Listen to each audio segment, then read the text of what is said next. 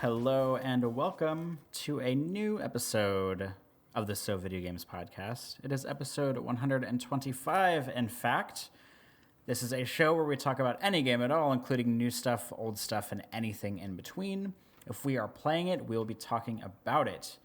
Today, we are recording on none other than April Fool's Day. Today is April 1st, 2019.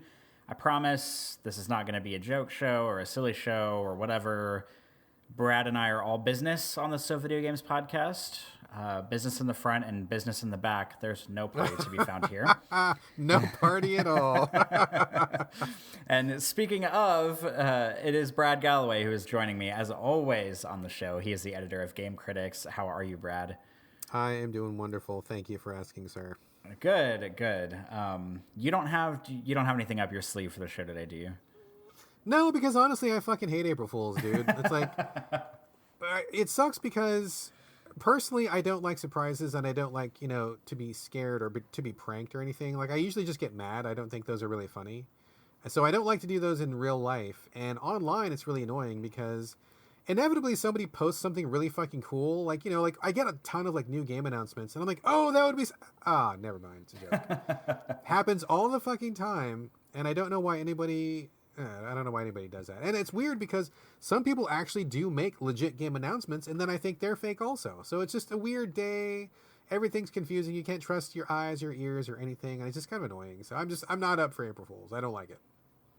Agreed. I'm not really a prankster kind of guy. I don't like doing that to other people. I don't like when people do that to me. I'm always up for a good pleasant surprise, but I'm not up for pranking or anything like that. I actually think that internet culture has ruined pranking. I mean, not that I was ever into it, but it took it to more of an extreme that just makes me loathe at the idea of it. So neither of us have anything up our sleeves. Also, it doesn't really matter because this show is probably not going to be published for a few days. So we are recording on April Fool's Day, but you're not going to be listening to this on April Fool's Day. So really, it doesn't matter anyway. We've got nothing up our sleeves. All we have up our sleeves are video games to talk about. Brad, do you have any housekeeping before we jump into games chat? Nothing at all. I think I'm good to go. My slate is clean. Excellent. Well, all I want to say is we do have some hearty banter at the end of the show. I know we'll talk about this later at the closing, but Brad and I actually talk a lot about video games in the banter, so not all of it, but if you are someone who doesn't usually listen to banter, and that's totally fine if you're one of those people, if you just want to hear the games chat, maybe stick around for banter this time. Brad talks about recent controversy about him and his opinion on censoring games or not censoring games that came from his Twitter discussion. I will leave it at that, but we talk about that a little bit, have a discussion about taste in games and, being offended and how far is too far and that kind of stuff. I also talk about, I'm not going to talk about it right now, but I talk about a game that I have brought to the show a few times before. It's not Deus Ex Human Revolution, but a game that I recently revisited that came out a few years ago that I love. So yeah, if you're into that, maybe stick around for banter after. If not, that's totally fine.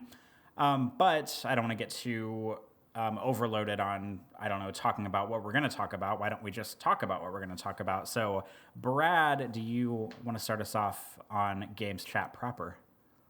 Absolutely. And I'm glad you brought up that stuff because, yeah, I totally agree. If you do want to hear the extra game stuff, this would be the week to listen to the banter if you don't listen to it, because I guarantee it'll be a pretty meaty discussion about game-related topics. But that said, yes, I want to start this off. I'm actually very, very, very excited to be recording today. I mean, I'm always excited. It's always a good show. I love doing the show. But today, I am extra excited because I have two fucking awesome games to talk about. And I'm so thrilled because, I sometimes come to the show and I'm the guy that brings 27 really shitty Switch games and I talk about them all for 5 minutes. And I just kind of, I got to be honest. I'm not going to say a game is great if it's not, but I would much rather talk about great games and share something that I love than to tear down some game that I didn't think was great. And today is the day where all I have to talk about is fucking awesome stuff. So I am thrilled that today is that day. Oh Didn't my God. plan it that way. It just happened that way. Today's games are great. So let me just launch into them. First of all, I have a question for you because I cannot recall for the life of me. Did I ever talk about Far Lone Sales before? Because I went back in our archive and I was looking at our descriptions and it didn't look like we ever talked about it, but I swear to God, I feel like I've talked about it on the show before. Have I talked about it before? You have absolutely talked about it. I can't remember what episode. It might have been like you went to a games convention, or I remember you talking about like seeing a trailer for it somewhere. I don't know if it was like E3 or if it was like PAX or something, because I remember you either saw a trailer for it or you like played a version of it somewhere, because I remember you talking about it, and I remember me personally being really interested in it, and then I found out that it was already on PC because you were talking about the console releases that were going to come out, but the game, I'm not going to say the name of it yet because we're just going to keep everybody in the loop here.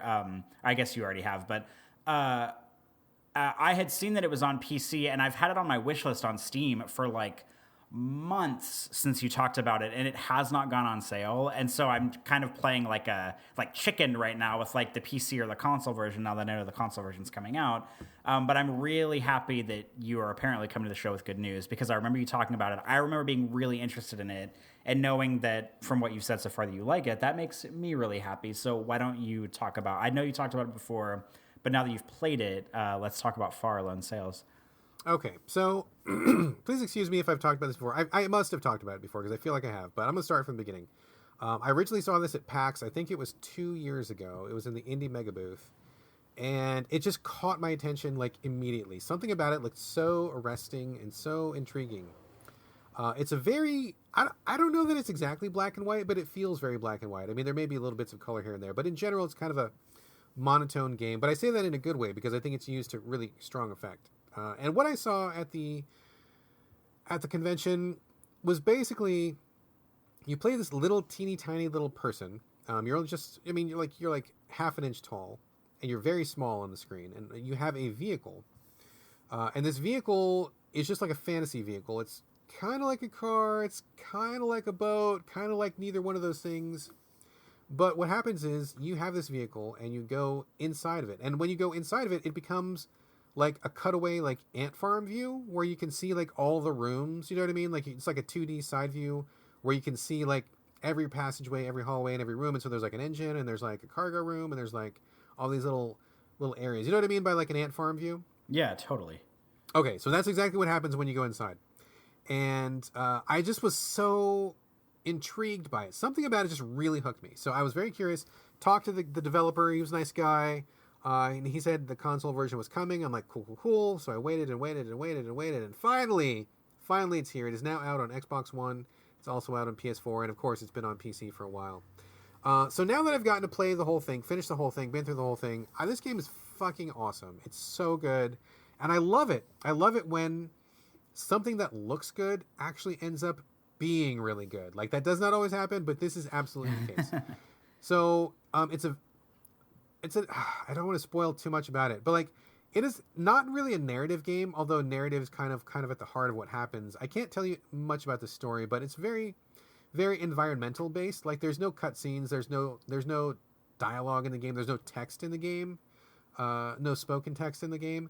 But if you pay attention to the environmental storytelling, I think it tells a pretty cool story. I really like that part of it a lot, and it actually led to a very good discussion between me and my son about how to pick up environmental cues, what that means, what it means to be a player who's actively looking at the screen to kind of figure out what things are. So that was a great discussion we had homeschool-wise. But anyway, it's a very environmental storytelling kind of a game. You have the same little guy gets in the ship, and then you are crossing what seems to be an ocean that has dried up. So if you imagine like going to the beach, slow slope into like the sand, and then where the water would be, there's just like nothing.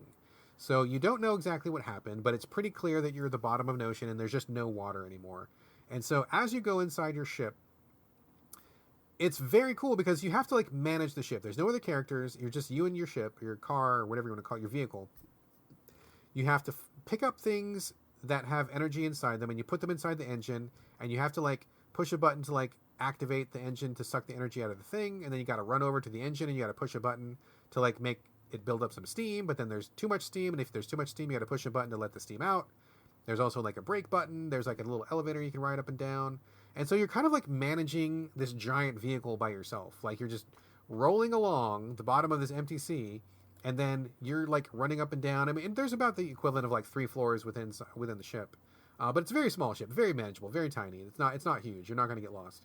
But you just kind of roll, like you just like, keep the engine full, and as you keep rolling along, like you just got to find some more stuff. Sometimes you'll see some fuel on the side of the road. You like pop the brake, hop outside your ship, go grab the fuel, put it back in, take it with you, and when your fuel runs out, then you fill it back up. But conserving the fuel is part of the game. Eventually, like, I totally don't want to talk too much about this because I think that just discovery is really like one of the best parts of this game. But I will say that it is not too much of a spoiler to say that at one point you find a sail which you can attach to the top of your ship, and so sometimes you will turn the engine off and just pop the sail, and like the wind will carry you along the bottom of the ocean floor. Oh, that sounds nice. Oh my god, it is so beautiful. It is so atmospheric. It is so lonely. It is so, oh my god, like it's just like, it is so fucking on point, dude. Like they fucking nail like a such great balance between being like alone because it's just you and your ship, and just seeing like these giant vistas of like, just imagine what the bottom of the ocean would look like if there's no fucking water. It's like a giant plains worth of nothing. Like there's no seaweed, there's no fish or anything, and there's just like sand, and just for like as long as the eye can see, and you're just kind of like popping the sail, and it's like you can hear the whoosh of the air as you're going along, and the wheels are kind of rolling, and you're just cruising along. Like you can leave the piloting room and go up to the top of the deck and just kind of stand there and let the wind carry you along. It's just like, this is so great. Like it's so wonderful just to kind of just be there and experience that stuff. On fucking point. So good. So stuff does happen. You do get to some places where maybe the navigating is not as easy as it was. It's not always super smooth sailing. There are a lot of puzzles, and I don't want to say they're like super hard, but they're all basically about trying to get your vehicle through a tough spot, or over something that's a barrier, or something's blocking your way somehow, and you got to figure out how to get through. The vehicle has a few options on it. Like I don't want to really discuss those too much, but there's a few things the vehicle can do that can be used in different ways, and so you have to be kind of a little bit clever, think outside the box a little bit about what your vehicle can do, how you can get past these certain things. There's a good bit of storytelling towards the end where you have these new challenges which seem really strange and you don't really quite know what to do, but you figure those out. It's a very friendly game. There's no real fail state. You can get killed, but all that happens is you just reset a little bit ways back and you just like try again. Like there's no real like punishment or anything. Like there's no points. There's no, there's nothing that says like you died or anything like that. You just, you just keep going. So it's pretty player friendly. They just want you to kind of get the experience. And I have to say, like, I wasn't sure how it was going to end up, and man, they fucking just, the ending nails it. Like, it's so good. They just, from start to finish, dude, like, these guys were just, they had it all put together. Like, it's beautiful, it's thoughtful, it tells a good story without telling you too much of a story. It never slows down. Like, there's never any part that's bad of it. Like, it's just gorgeous. It's really just like emotional at times, and they get to the ending and they fucking nail the ending, and it was so good. It was like, fuck, this game is so good. I love this game, dude. It is so good. Like, I've literally nothing bad to say about this game. This game is fantastic. For sure gonna be one of my top 10 of the year. Absolutely guaranteed. There's no way this is not gonna be in my top 10. So I don't want to say any more about it because you gotta play it. You gotta just play it. I think I finished the whole thing, I mean, I don't know, 4 hours? It's short. I mean, you can finish it like in a day, and I've seen people speed run it in like 90 minutes or something. So you can speed run it if you know what you're doing, but don't speed run it. Just go through it, just experience it for what it is. Take your time, just spend your time with your ship and just be out there at the bottom of the sea. Man, so good. So good. Absolutely recommended to anybody listen. If you listen to this podcast, if you've heard this podcast more than once and you came back, this game is for you. Fucking go play this game. Total A+ gold star, seal of approval. This game was wonderful. Okay, so for somebody like me who was excited about this game, whenever I heard you talk about it from your experience at PAX, I'm like thrilled to hear that it's good, because pretty much everything, and I feel like this does not happen often with us, but everything you're saying is pretty much making me more interested in this game, and I was already interested in it beforehand, so I'm definitely going to be picking it up, whether it's on PC or the console version that recently released. I will pick it up at some point, I will play it, and maybe, just maybe, we will be discussing this around Game of the Year time early next year. You've got to play this, dude. I would be willing to bet basically any amount of money that you would like this game. I mean, it's not a walking simulator in any sense. It's not really telling a very specific story, but I think that the beats that it hits and the environment that it shows and the journey that your guy takes or your girl or whatever, kind of indeterminate, you're kind of all wrapped up. You can't really tell what gender you are. It doesn't matter anyway. It's just so good. Like, it's such a singular kind of experience. I can't really think of very much like it. I mean, I think in some ways it's kind of analogous to Journey a little bit. It's maybe analogous to Inside a little bit. Like, not just like those games, but there's a little bit of an echo of like what those games do. And I think you're a fan of those games, aren't you? Have you played? I know you liked Inside, right? Yeah, Inside is a masterpiece, I think. What about Journey? Did you play Journey? I liked Journey. I did not love it, but I do appreciate it. Okay, so there's no way that you're not going to like this game. I mean, if you got through those games and you found value in both of those games, I would be shocked. I would be so shocked. I wouldn't even know what to say if you ended up not liking this game. I think this game is fantastic. So play this game. Absolutely play this game. Do whatever it takes to play this game. Anybody listening, play this fucking game. This game is great. I love this game. It is so good. There's no fat to it. It does what it needs to do, gets in and out, tells the story, and it does it in such a beautiful way. Great concept. And just being in that ship and managing the ship and cruising along the ocean floor, so fucking good. Love it. Love it, love it, love it. I wonder if Far Alone Sales is going to be our 2019 Candleman. I mean, maybe. It didn't wreck me the way that Candleman did, and I think that had a big part of why we kept championing that game, because that Candleman fucking wrecked me, dude. But this game, it's kind of in that same category of like indies that I think are really fucking special. So I would definitely put it in the same basket for sure. Excellent. Okay. I got nothing else to say. I don't want to say anything else because you got to just play it and experience it, but fucking play this game and get back to you. You will be talking about this game on the show. All right. I will definitely pick it up soon, and we'll revisit this. Absolutely. Okay, let's move on. You're going to be bringing up a game that I'm actually extremely curious about. I am very curious to hear you talk about this. Fear Effect Sedna. Where did this come from? How did this get on your radar? Why are you playing this? And tell me all about it, Corey. I'm asking myself all those same questions, to be honest with you. I don't know why I'm playing this. I don't know where it came from, but no, I'll tell you exactly what happened here. So so for those who don't know, and I actually kind of don't know a lot of this either, Fear Effect, it originally was a PlayStation 1 game. It's probably like 20 years old or something. There were 2 of them on PlayStation 1. I think they were third-person action games. Help me, Brad. Help me here. Corey Motley. We reviewed these games when they were brand new at the time. I did not. We had a very good relationship with these developers, as a matter of fact. We were like one of the champions of the series back then. There are reviews on Game Critics you can read, and I think we even did some interviews. These developers actually started by making a couple of really shit fighting games. One of them is called Criticom, and there was a couple other ones that were just really awful. And the developers heard about us because we were shit-talking their fighting games so bad. We fucking hated those games. Oh, my God. But we got to talking to them. They were actually really cool people. I think they were called Chronos Interactive, if I'm not mistaken. And then they came out with Fear Effect, and we loved Fear Effect. It went from like, oh, your game is terrible, to, oh my God, this game's amazing.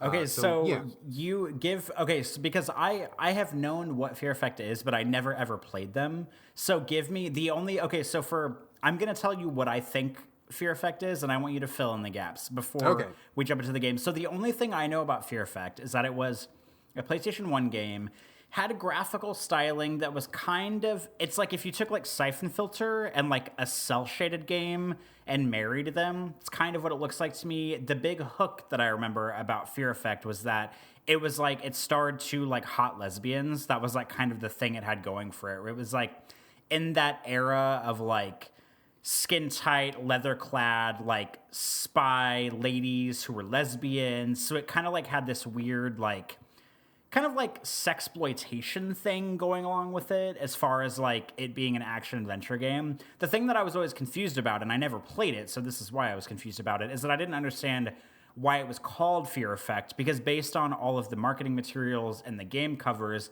it looks like a third-person shooter, and I don't know what Fear has to do with third-person shooting, although there is a game called Fear, and it's a first-person shooter.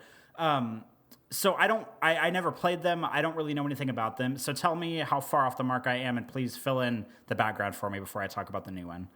No, you were pretty close to the mark. I mean, they were third-person action adventures. They weren't just shooters, but they like had some RPG. I mean, I don't want to say RPG, but they had like adventure game elements where you were doing some light puzzle solving. There was definitely a lot of combat. You had 3 characters you could rotate through, and you were playing a group of like they were like professional criminals or something. I mean, I haven't thought about this game in like 20 years, so I'm kind of just vaguely filling. Nobody has. I know, right? Like this game was notorious. You're correct at the time. For the ad campaigns really played up like the lesbian angle, like really hardcore. Like it was just like all anybody knew about the game. But it was ironic because the writing of the game was actually really good, and they didn't really do that much with it inside the game. I think Fear Effect 2 had a couple of little bit more risque elements to it, but like when you actually played the game, and again, I haven't played this in like 20 years, so I'm just going off of that memory. I remember it being like kind of tasteful or whatever. Like it was fine. Like they had a relationship and it was okay, and it wasn't really super sexploitative. I think the ad campaign is really like a lot more salacious than the game actually was. But it was cool because if memory serves, there was kind of a urban fantasy element to it. So you were like high tech, but there was also like some magic elements in it. And I thought that was really cool. And I believe the Fear Effect title came from one of the gameplay aspects was you had to manage a fear meter. Like your character would be too stressed, and if they were too stressed out, they would have like a heart attack or die. I think there was like a cardiac meter that was on the screen, I'm pretty sure. And so you'd have combat, and I'm not sure if there was life meter in addition to the cardiac meter, but there was definitely like a heart monitor kind of a thing where you had to watch that. And depending on what you did or where you were or what was going on, like it would rise and fall. And so that was kind of what it was. Like you couldn't let your character get too scared and too stressed, otherwise something bad would happen. So there was an in-game justification for it. But basically all of that stuff got left by the wayside. And all anybody ever remembered was 2 polygon women that were kind of analogous to like what Lara Croft looked like at the time. And they were like rolling all over each other in every fucking ad that you ever saw for the game, which sold copies, but it really didn't do any justice to what the game actually was. And I think everybody at Game Crunch really liked it a lot. It was actually a pretty cool game. Okay, so thank you for filling me in on that, because I honestly didn't really know that much about it. This has been your history lesson from an old guy. Yeah, so thank you for that. When I saw, because the Fear Effect Sedna is the new one that's out, and it hasn't been out that long. I want to say like 6 months, less than a year, something like that.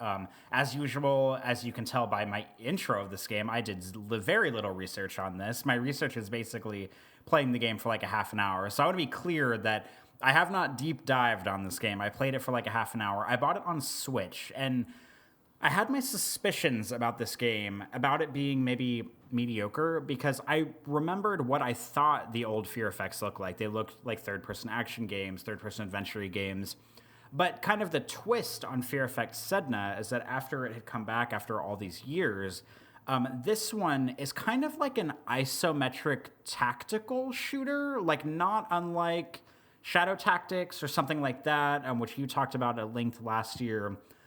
Sort of like that, now I can't remember the name of it, Bastion, like that, kind of like an isometric, Gotcha. Almost top-down kind of thing. So, like, I remember seeing screenshots of it, and I had read some stuff that, basically said it was kind of like a gameplay departure from the original, like, in that regard. And so that, for me, I was kind of like, okay, well, that, like, because these are games that I'm typically not, like, super interested in. And then the other big red flag that went off, and this is the only reason I'm playing this game right now, is that this game, pretty sure it's been out for less than a year. It is out on all consoles, by the way, but I just happened to see it on the Switch eShop. The game is $19.99 full price. It's been on sale recently on the Switch for $1.99. Oh, Nelly. Oh, Nelly. That is quite a discount. Yeah. Okay, so, like, I fully believe that if you can get something for sale, obviously, cheaper, I guess, is better. Like, obviously, if I'm looking at something and it's $20, then I find it for $2 later, I would pick it up for $2. However, I also believe in knowing the value of your work, I guess I could say here. So, like, me seeing this game that I know has not been out that long, discount, I think it's like a 90% discount, down to $1.99. The red flags were all over the place. And every time, for about 2 weeks, I opened the Switch shop, maybe every few days, and I would see it, and I would think to myself, man, I'm not really that interested in this game, but it's $2. How can I pass it up? And then I thought to myself, nope, I'm not going to get it because I know I'm probably not going to like it, and I just don't want to waste my time, whatever. And then I would open it again like 5 days later, and it would still be on sale, and I'm like, how long is it going to be on sale? I kind of want it, but I don't think I'm going to like it. And then I closed the eShop, and it's all over again. And then finally last week, I think it was like my third or fourth time seeing it on sale, I saw it again, and I was like, okay, it's $1.99. Okay, I have to do it. If I don't buy it now, I'm never going to buy it. It's going to go off sale in 2 days, and I'm going to regret it for the rest of my life. So I spent that big old $1.99 to get this game. I think it was like $2.05 with tax or something. And I downloaded Fear Effect Sedna. Now, if you've been listening this far, you're well aware that I don't know that much about this game other than it's like kind of a shooty game with lesbians. And so I start playing it, and it's like an isometric kind of tactical shooter. You have both the main characters. I believe their names are Hannah and Rain. And that sounds right. Okay, good. And they're the same characters from the original game. So I guess it's kind of like, I don't know if it's like a true sequel to Fear Effect 2, because I guess first and foremost, one of my big complaints about the game is that for people who have never played these games, which is me, I am that audience, and I feel like they should expect this because the franchise is like 20 years old. It's not like Fear Effect 2 came out like 3 years ago. This game does absolutely nothing to set you up for the history of the game. Like, I didn't know the characters. Like, I recognized the characters. I didn't know their names. I didn't know what they did. I didn't know if they were like secret agents or if they were FBI agents or if they were cat burglars or what. I had no idea what they were. And the game really doesn't help you with that. Like, this game is kind of like for the fans, by the fans in a way. And it was also a Kickstarter thing. And I had read that earlier today because I was doing a tiny bit of research. This was a Kickstarter project. So it wasn't like, I don't know if it was original developers or not. I'm not really sure, but it was a Kickstarter thing. And I mean, I don't want to be down on Kickstarter, but like when you learn that a game was funded through Kickstarter, I feel like every time I learn that, my expectations drop like 3 levels for it. And so like I already wasn't expecting very much. And then I saw that it was a Kickstarted game and I was like, okay, like that makes a little more sense. So basically you control both the women, you press the trigger buttons, not the triggers, but like the shoulder buttons to switch between them. One of the women has like a kind of like a taser gun. The other one has double pistols. It has like you walk around the environment. It's isometric. There's a cover system. So if you get up to any waist-high thing, there's a button you press that lets you take cover. There are enemies that sometimes patrol the areas, and the enemies have like a vision cone, which is helpful because you basically know at all times exactly where they're looking and exactly how far they see because their cone is like on the floor in front of them. Like it just kind of moves as they do. There's no like radar or anything like that. So it's nice because the game kind of lets you know. However, I mean, I don't know if I'm just like not that versed in isometric shooters or tactics games or whatever, but approaching it, I thought it was going to be more I mean, I wasn't expecting it to be like a twin stick shooter, but I thought it was going to be in the vein of a twin stick shooter where like you're pressing the left thumbstick to like move the character around and then you use the right thumbstick to like aim their guns. 'Cause it's like kind of a shooty game. Like there's an action element to it. However, the right thumbstick doesn't do anything. So it does nothing? Not that I know of. You don't aim with it. That's for damn sure. So it kind of turns into more of like, I mean, you can shoot people, but I think it has kind of like an auto aim kind of thing because you like take cover and then you just kind of like have to use the left thumbstick to like point toward the enemy and then you press like the right trigger a bunch of times to shoot them. But it's hard because I've died a few times, and that leads me to believe that it's like lends itself much more heavily to like a stealth cover game. I mean, it's not an action game. Like if you go into this expecting to bust into a room and just shoot a bunch of dudes and waste them, you're going to die because that's what I tried to do, and it was a nightmare. So it's just like it's an isometric tactics game, and it doesn't have very good controls, and it's not twin stick shootery in the way that I thought it was going to be. twin stick shooter-y. Did I really just say that? And the way that I thought it was going to be. And it's hard because you die in like a handful of shots. And it and like the character changing is not very fluid. Like from what I could tell, if you have both characters on the screen at the same time and you select one of them, the other one doesn't like do anything. Like I don't remember the other character like doing any like AI taking over or anything. And then to add to it, and this makes me think a lot of Shadow Tactics, which you're a huge fan of. So I don't know, maybe if the game's still $1.99, I'm kind of like in a weird way recommending this to you because I feel like you would get this game more than I would, especially because I know you like this kind of tactics kind of genre. The game has a thing that reminds me of Shadow Tactics from whenever I played the demo on PlayStation 4, where you can like pre-plan all of your moves. Like you press I think it's the back button or the minus button, whatever you want to call it. And it kind of like puts it into this mode where you can move both characters around. And then you like press the execute button and then like they do the things you had planned for them to do. However, I like felt like the room that it teaches you to do that in is like one of the first room. It's like the third or fourth room of the game. So it's early on. And like I kept like, I just didn't really understand like the point of it. And maybe because I'm not smart enough to get it or I'm not like tactical enough to get it. But like in the room it taught you to use it in, I just felt like it was useless because there were like two guards and they like weren't like, I tried to like move her and I accidentally like moved her up into like the guard's line of sight. And like I would guess I was hoping that whenever you do like the execute button, they would like move faster or move more fluidly, but they move as fast as they would if you're controlling them, which kind of like didn't really make a lot of sense to me. Like maybe I'm just too dumb to like understand this game because I don't usually play games like this, but I don't know. I'm just like not very satisfied with this game. Like I'm not quite on board with the gameplay. I don't know anything about the game, like the history of the game, and the game doesn't do me any favors in like trying to let me into what the history of the game is. It's just like a generic kind of like tactical espionage kind of game. And I don't know, like I just wish that it were like a regular third person shooter or something that weren't kind of like off the beaten path, because this is definitely like not in the vein of the old games. So like maybe if you're a big fan of the old games, this might click with you, or if you like tactics games, it might click with you. Like I might go back to it and try it a little bit more and maybe see if I can like wrap my head around it. Maybe it's a Fallout 3 situation where the first time I try it, I just don't understand what the game is at all. And then the second time I try it, I really like understand it, and it just takes that time to get into it. However, I was looking at Metacritic earlier, and I think the Metacritic score for this game is like a 50 or 60. It's really low. So that leads me to believe that I'm not completely in the wrong here about thinking it's a little bit bad, but I don't know. Maybe if you're a series vet or you like these kind of games, it might be up your alley. I feel like in an odd way, I would actually recommend this to you, Brad, because I know that you have a history with the series and you like these games more than I do, these sort of like tactics games. Especially if it's like $1.99 because that's super cheap. But yeah, I don't know. This game, there's something going on here that this game is just not connecting with me, and I don't know if it's me being dumb or if the game is actually bad or if I just don't get it.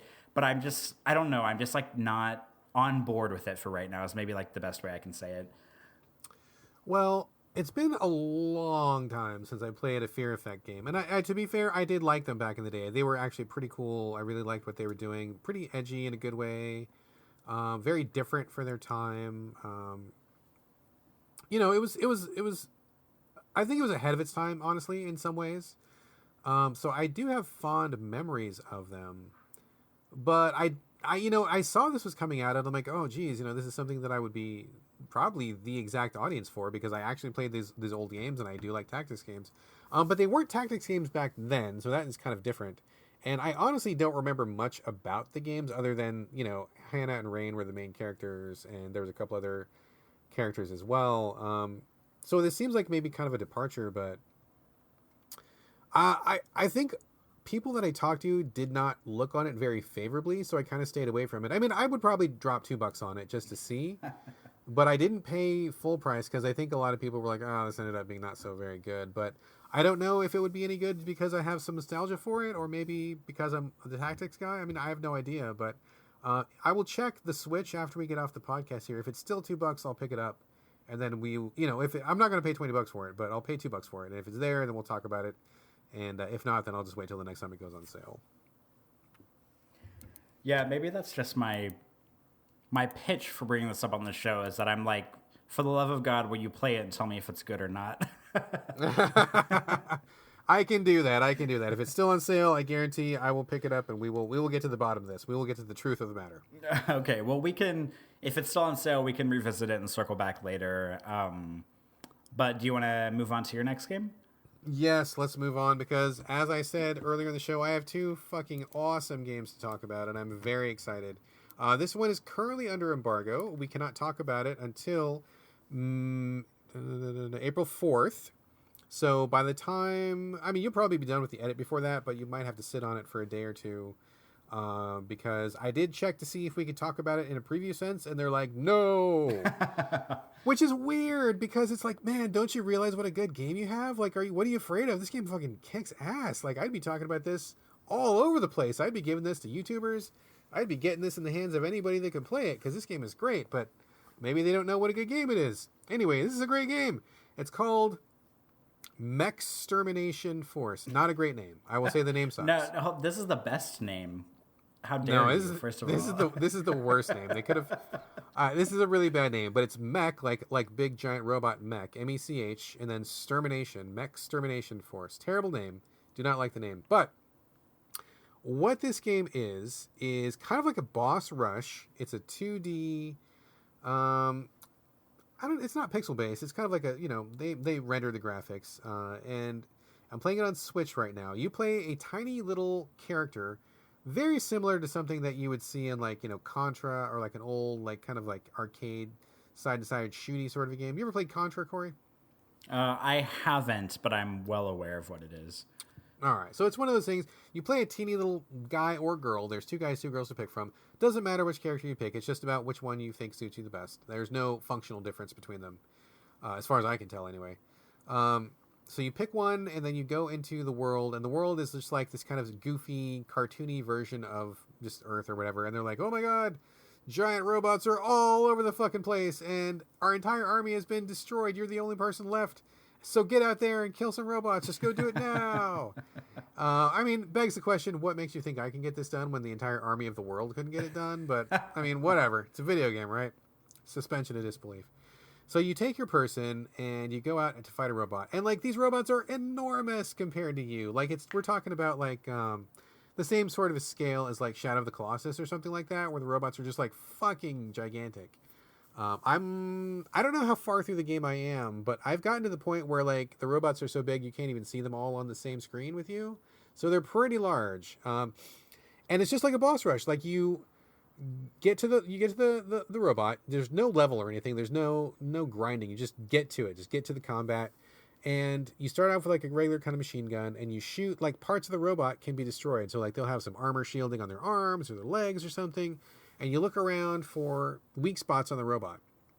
There's 2 kinds of weak spots. There's a yellow weak spot, which can be damaged by anything, like any kind of gun that you have. And then there's a red weak spot, which can only be destroyed by melee attack. So you also have a little hammer with you. If you can get close enough to your red spot, you swing the hammer, crack the red weak spot, and then sometimes it's once and then it's destroyed. Sometimes you got to whack it a couple times. So all of these are very like pattern-based, memorization-based bosses that are very large, and you just like the first time you get to every single boss, it's like the same loop every single time. It's like you get there, oh my god, this guy kicked my ass in 2 seconds. It's fucking impossible. There's no way you can beat this guy. And then you keep trying. You're like, oh wait a minute, he does this certain movement. If I do this thing at this time, then I'll dodge his bullets, and then I'll be able to get inside. I'm gonna try that. You die a couple more times, and then it's like, oh, I almost got him down. I think I know what to do now. And then like you try a couple more times, and you're like, oh, totally killed him. Didn't even take a hit. So like. It's the same loop every time. It's a really fulfilling, really satisfying loop of learning a pattern, executing the pattern, knowing the pattern, and then, you defeat the boss. The bosses are great. They're very well animated. They're very cool, like goofy cool looking. They're not like badass cool looking. They just look really goofy. Like one's like a giant snail. One guy has like 2 heads. One's like a cyclops and whatever. And like all these cool things happen. Like they have these different attacks. Every time you kind of get them down a certain level of damage, like they change their attacks. Like one robot I fought, like he had some beams he shot out of his hands. You blow up his armor and you take out a couple of his weak spots, and then like a piece of him blows up. and then like his chest rotates down and the chest opens up and it becomes like this like alligator mouth, and he's like trying to bite you with it, and he's like chasing you all of a sudden, and then you gotta like shoot him in the mouth and then kind of like run over and like whack him with your little melee thing. Like every boss goes through multiple forms, and so like it's just really cool to like learn all their patterns and see, like, I mean, a lot of them are really surprising and goofy and funny, and so like you never quite know what they're going to do. One of my favorites was a large robot who was chasing me up and down a street. I had a pretty tough time with him at first, and then I figured out what his pattern was. You had to shoot him in the neck and shoot him in the balls. And then once you got that done, what happened, it was the funniest fucking thing was you shoot this guy in the neck and the balls, you blow up his weak spots, and then his body split in half. And then each one of the halves became like a separate robot. So then you were fighting two robots at once all of a sudden. Nice. And I was like, oh man, so cool, so fun. I mean, I died immediately, but then once you knew it was coming, then you were ready for it. And then, you know, you could take it on. But just really cool animations, really cool, fun surprises. The thing that's really also, that really puts it over the top is that they really want you to play this game and they really make it accessible for you. So you're going to die. You're going to die a million times. But you can buy some extra life containers that's not very expensive. Just by playing a few times, you'll rack up enough money. You'll be able to afford some of those things. Also, you don't need to win a battle in order to get money, because when you shoot robots, money just kind of flies off them. And as long as you pick it up, even if you keep losing and losing and losing, eventually you will make enough money to like buy the next upgrade, and that upgrade will put you that much closer to fighting and beating the robot. So even when you're losing, you're still kind of winning, because not only are you learning the robot's patterns and practicing, but you're also getting money that'll buy you new guns. And there's a bunch of guns you can buy, and you can rotate through the guns anytime you want to. There's no ammo, no limits. You also get these special little magnet gloves so that you can start climbing on the robots, and that becomes a really fun element, where at first you're just running around dodging their big giant robot feet, but once you get the magnet gloves, you can like blow off pieces of their legs. It exposes like the metal core, and then you can like climb up their legs. One of the best battles so far is this giant guy with like two heads. You blow up his legs, you crawl inside his body, then all of a sudden it cuts away to like, again, ant farm. Ant farm is the theme of the day today. The ant farm view of his body, you're like inside his chest cavity, and there's all these like little guns inside of his chest, and you're kind of like crawling on the walls, crawling on the ceiling, jumping back and forth, and kind of like making your way internally up inside his body, up into the neck and head area. And then you got to crawl up through his neck and like blow up his head. I mean, it was fucking awesome, dude. It was like a cool fucking boss battle. Super reminiscent of something that might be on the SNES. It looks a little better, controls a little better, more updated, more smooth, of course. But like, it definitely has that kind of like 16-bit like action adventure, just like all balls out kind of vibe to it. Really good stuff. I'm fucking loving it. I love the guns. I love the action. I love the robots. I love how player friendly it is. I mean, I'll die 20, 30 times on a boss, but like, it never is really that punishing, because you always get a little further. And with the money accumulation, like you're always like, oh, okay, well, I died 2 more times, but I can afford this new gun now. And boy, this new gun is pretty badass. I'm going to come back and get this guy next time. And so it never really spanks you down, never makes you feel like you got too punished, and it keeps you going, which is great. I love everything about it. I mean, I will say I do have a couple like really minor criticisms of it. I think the jumping just has like a fraction of a second of a sticky feeling to it when you're jumping. It's almost unnoticeable, but for me, I noticed it just like a little bit. Like, it's not bad. It's just like, okay, wait, I wish that was just like, I wish that 0.001 nanoseconds of stickiness wasn't there. Like, I wish it was like a little bit less sticky. And when you're walking, it did feel like your character was like a little bit too slippery. Not super slippery, but every once in a while, I felt like I took maybe one step more than I meant to take. And so that, you know, might be the difference between living and dying, basically. But it's not bad. Like, I'm not saying the controls are bad, just like a tiny little nudge on the controls. And I think this thing would be just like absolutely perfect. But I love it anyway. The controls are not dissuading me from playing this game. I do not discourage anybody from playing this game. This game is great. If you want like a really fun boss rush, you know what this actually reminds me of? And actually, my son actually made this observation. So my son is brilliant. He is 9, and he is just the most brilliant little guy. He's like, oh, Dad, this reminds me of Cuphead. And I'm like, yes, it does, except it's not fucking terrible.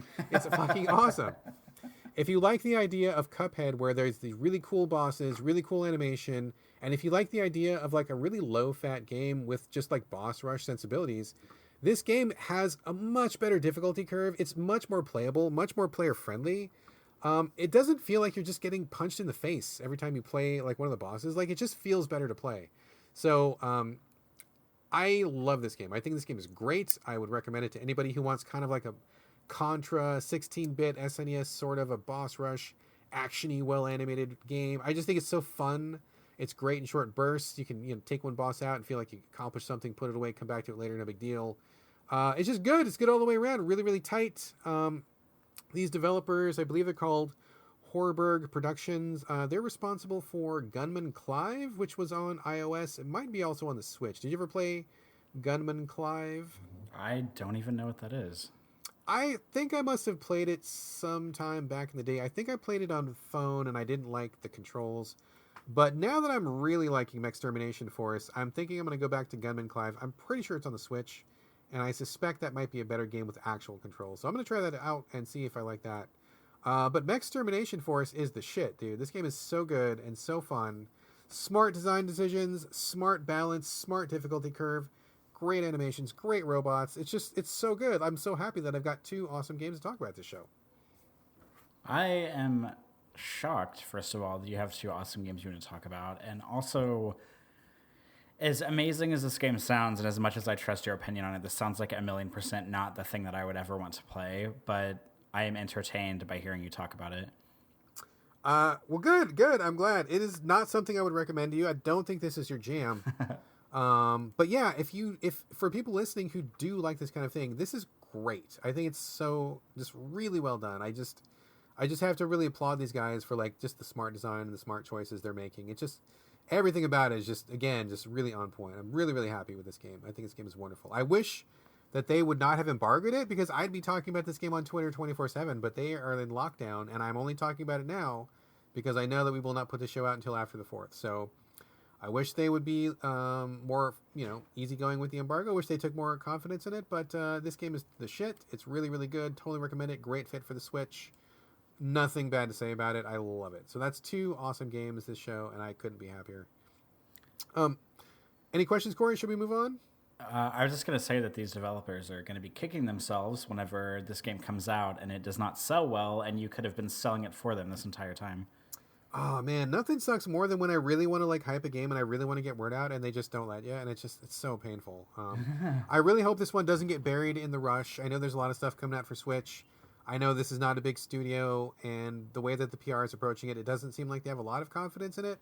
But this game is dope. It's so good. So hopefully people will find it. I will be tweeting about it after the 4th.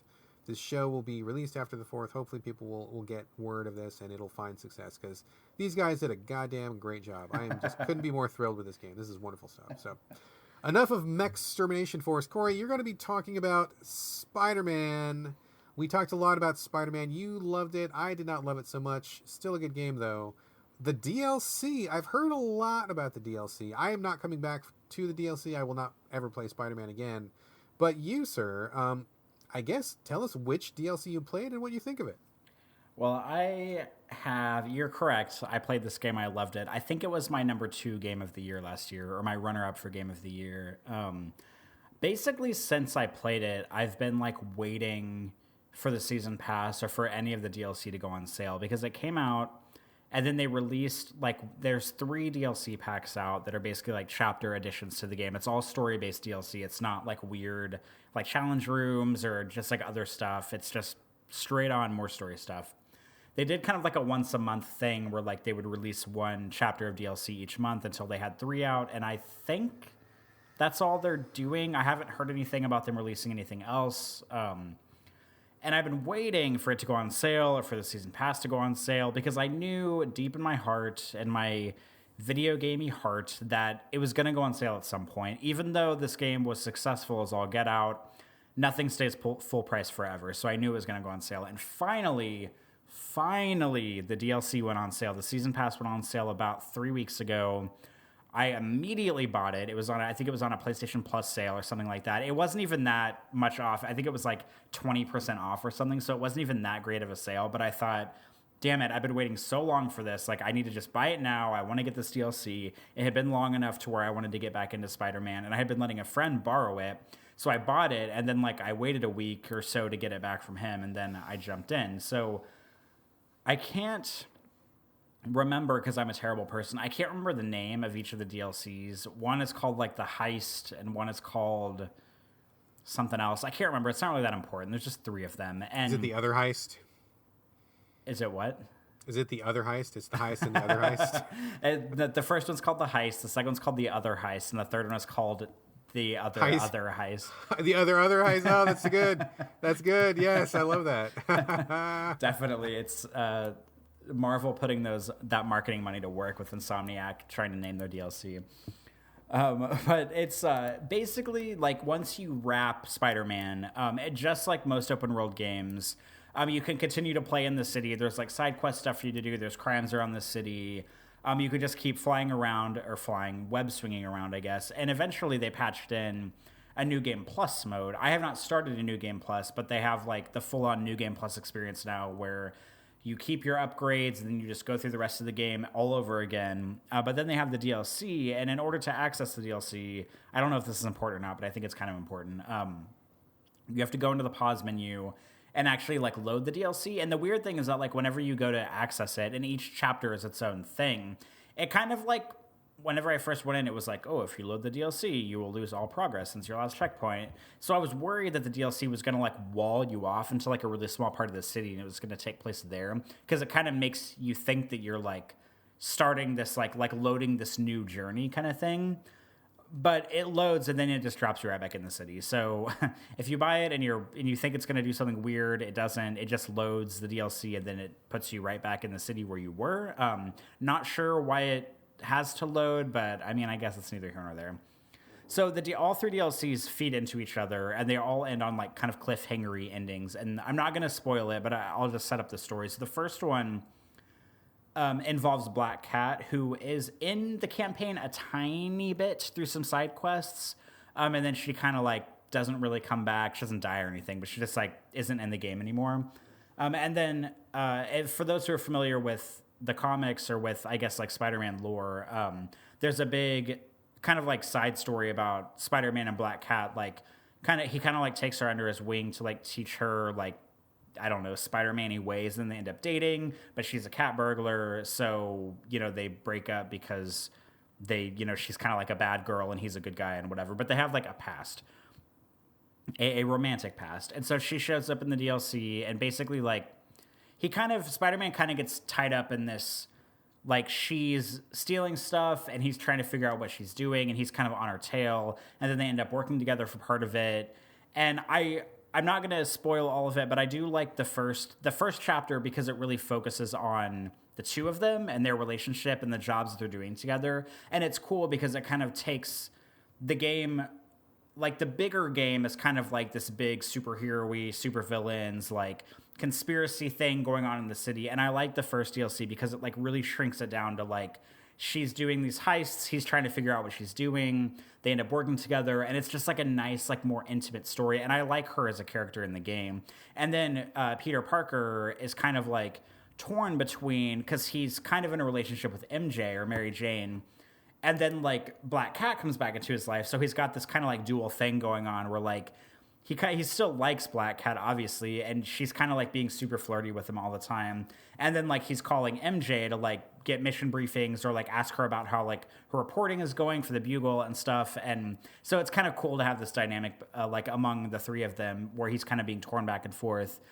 And then like the DLC ends up kind of blossoming into like a bigger like gang territory thing where it's like now that the supervillains are gone, there's like kind of like a gang war going on in town.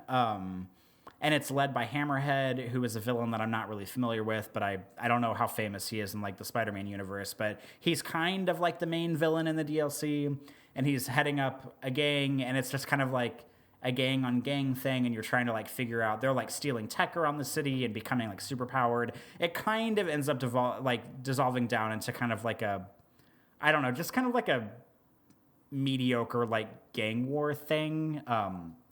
But I haven't finished all of it, so I don't know how it wraps up, so I can't, and I obviously wouldn't spoil it even if I did, because I'm like pretty close to the end of the third DLC. But now that I've spent 45 minutes setting up the story of this DLC, I'm sure people are like, all right, just get to the game. I mean, all I could really say here is that it's kind of just more of the same, which for me was good because I like Spider-Man a lot. So, I mean, it's kind of the classic case of like, if you didn't like Spider-Man, this DLC is like not going to do anything to change your mind, because it basically just sets up each DLC has a handful of story missions, and I'm actually really impressed with how long each DLC has been, because I was wondering if I was going to boot it up and it was going to be like, all right, you have your 2 story missions and it's over. But really, you have probably like maybe like 5 or so like big story missions, and then there's a bunch of like side mission stuff that gets scattered around as well. So you end up having like, sort of like bases to go in and take over. And,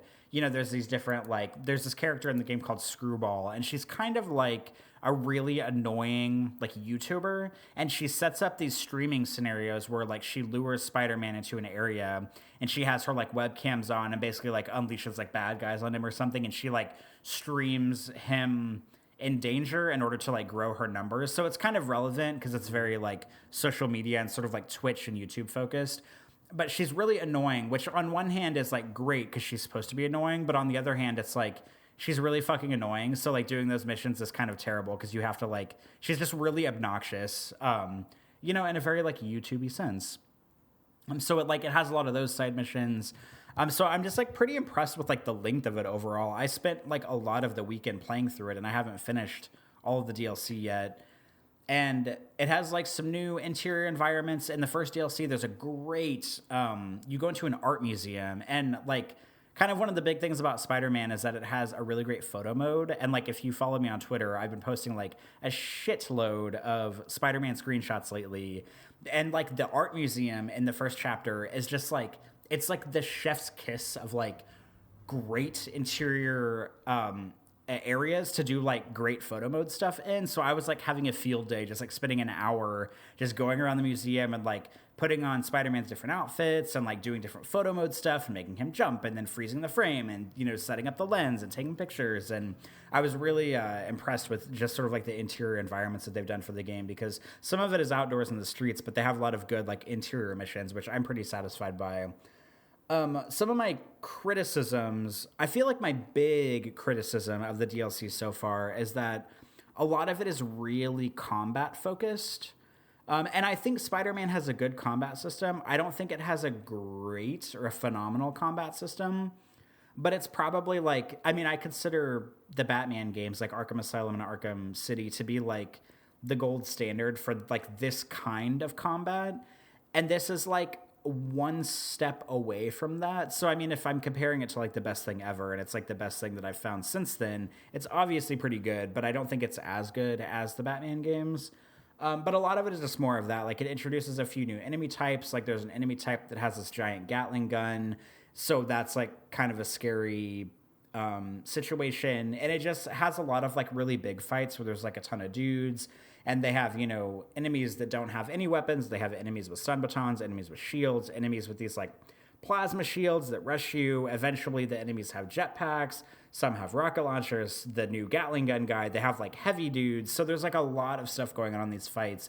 And I feel like the DLC leans into action a little bit harder than I wish it did. Like, I wish it was a little more like story and exploration, maybe a little bit more stealth or just, something else. But it kind of devolves into that, you go into an area, you start the mission, you maybe swing around the city a little bit, and then somehow or another it ends up in like some giant fight to finish the mission more often than not.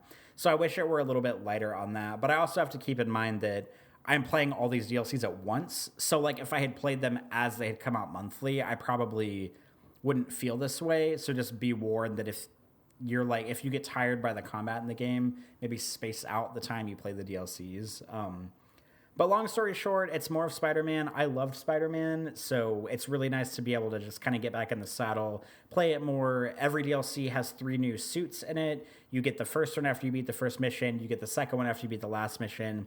You get the third one after you do all of the side stuff that DLC introduces. So it's kind of like a good way to like get you to complete more stuff, to get all the suits. And that's kind of like a big draw for Spider-Man on PS4 is that there's like a bunch of suits in it. So it's cool to just be able to change them at any time and run around. Like I'm kind of a sucker for that kind of cosmetic stuff. As we discussed last week when we talked about the Division 2 at length, it's nice to be able to equip whatever suits you want and just kind of like look cool while you're, out kicking ass and web swinging around dudes and stuff.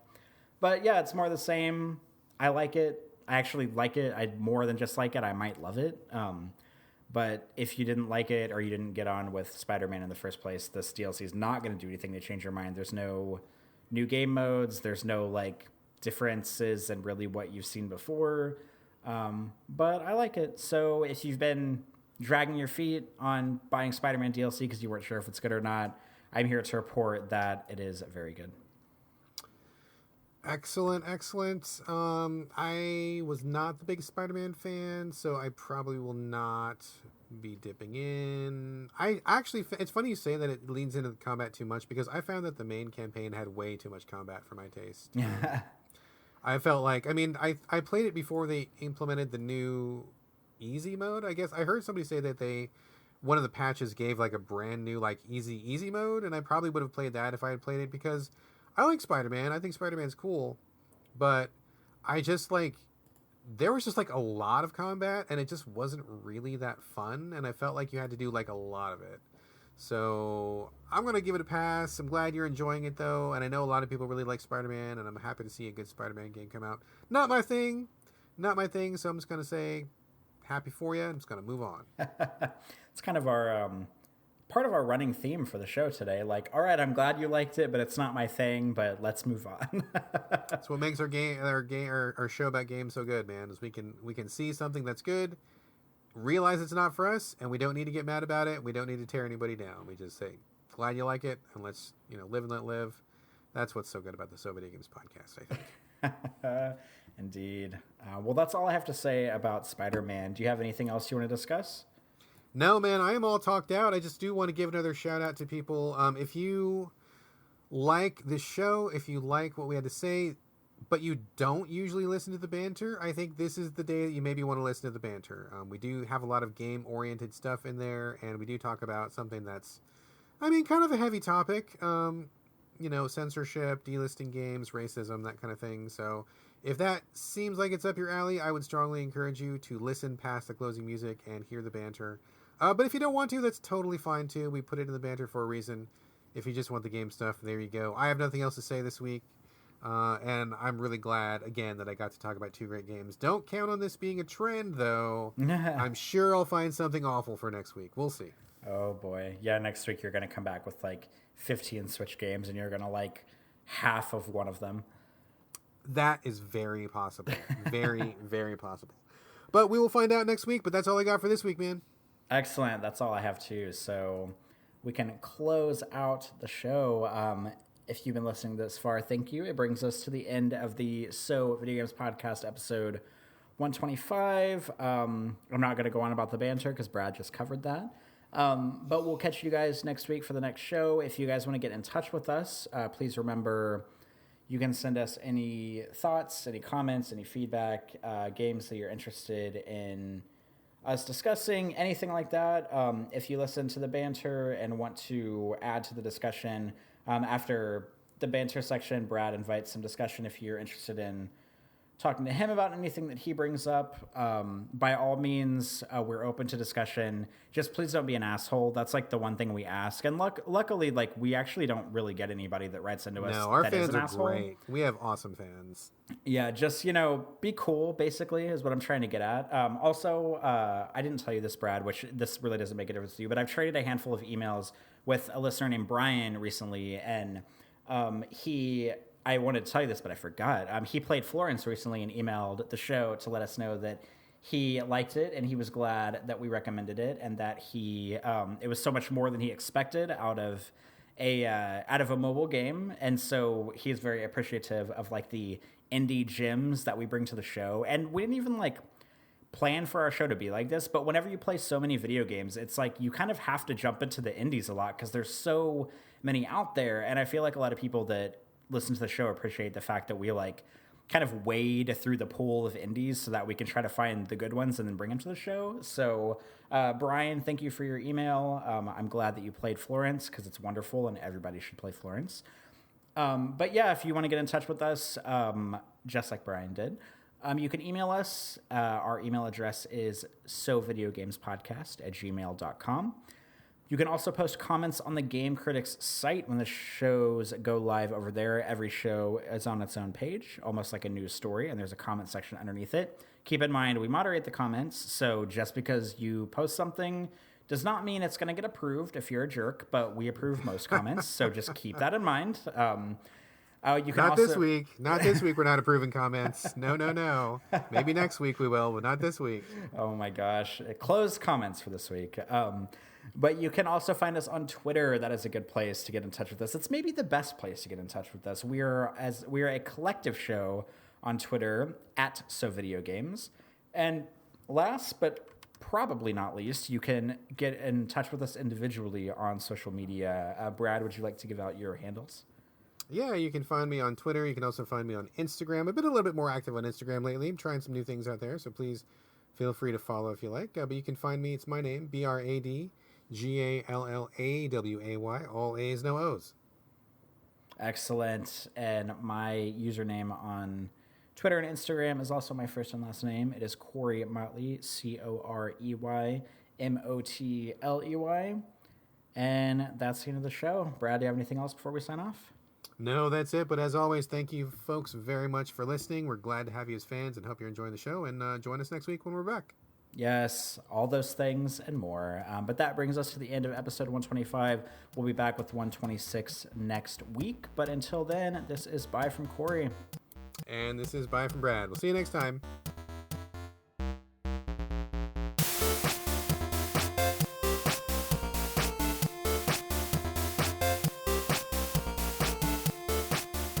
All right, here we are.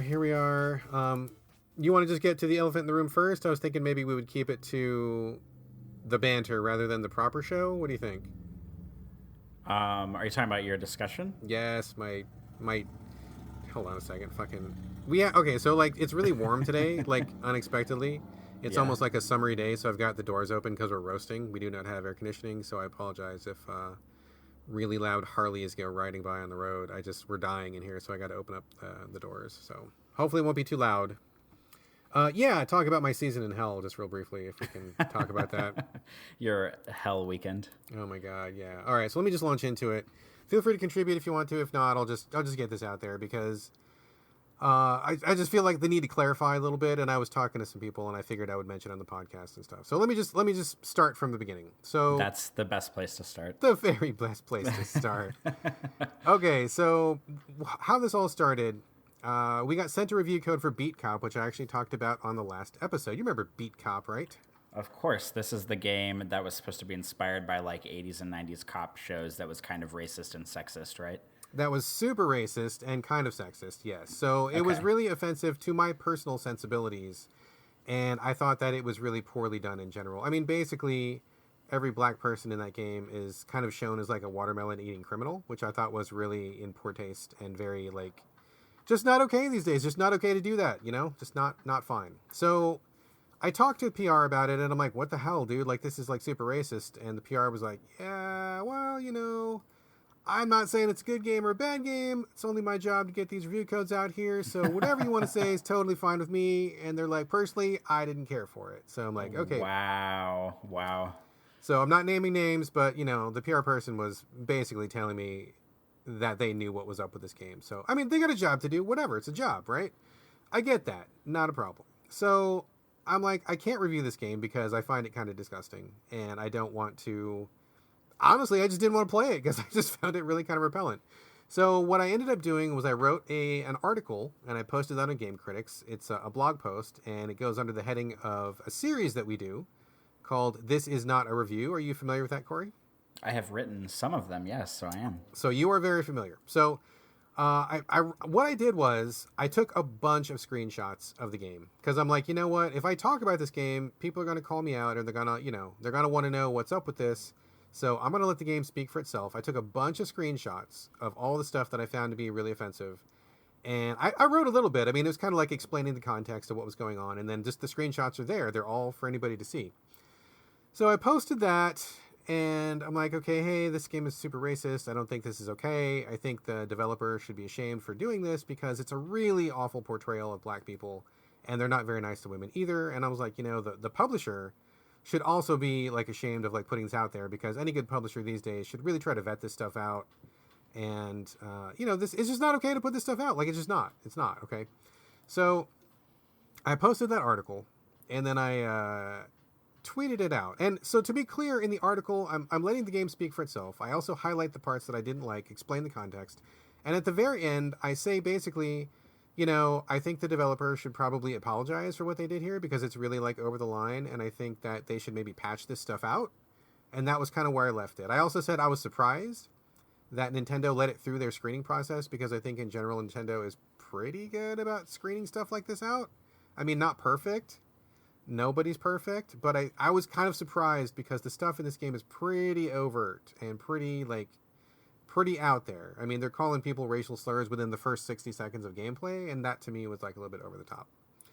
So I posted that article and then I tweeted about it, and I'm gonna just own this right now. Okay, so when I tweeted about this, I was guilty of the thing that I often chastise my writers for, and that is writing something where you know what you mean, but you do not fully explain what you mean. That happens all the time.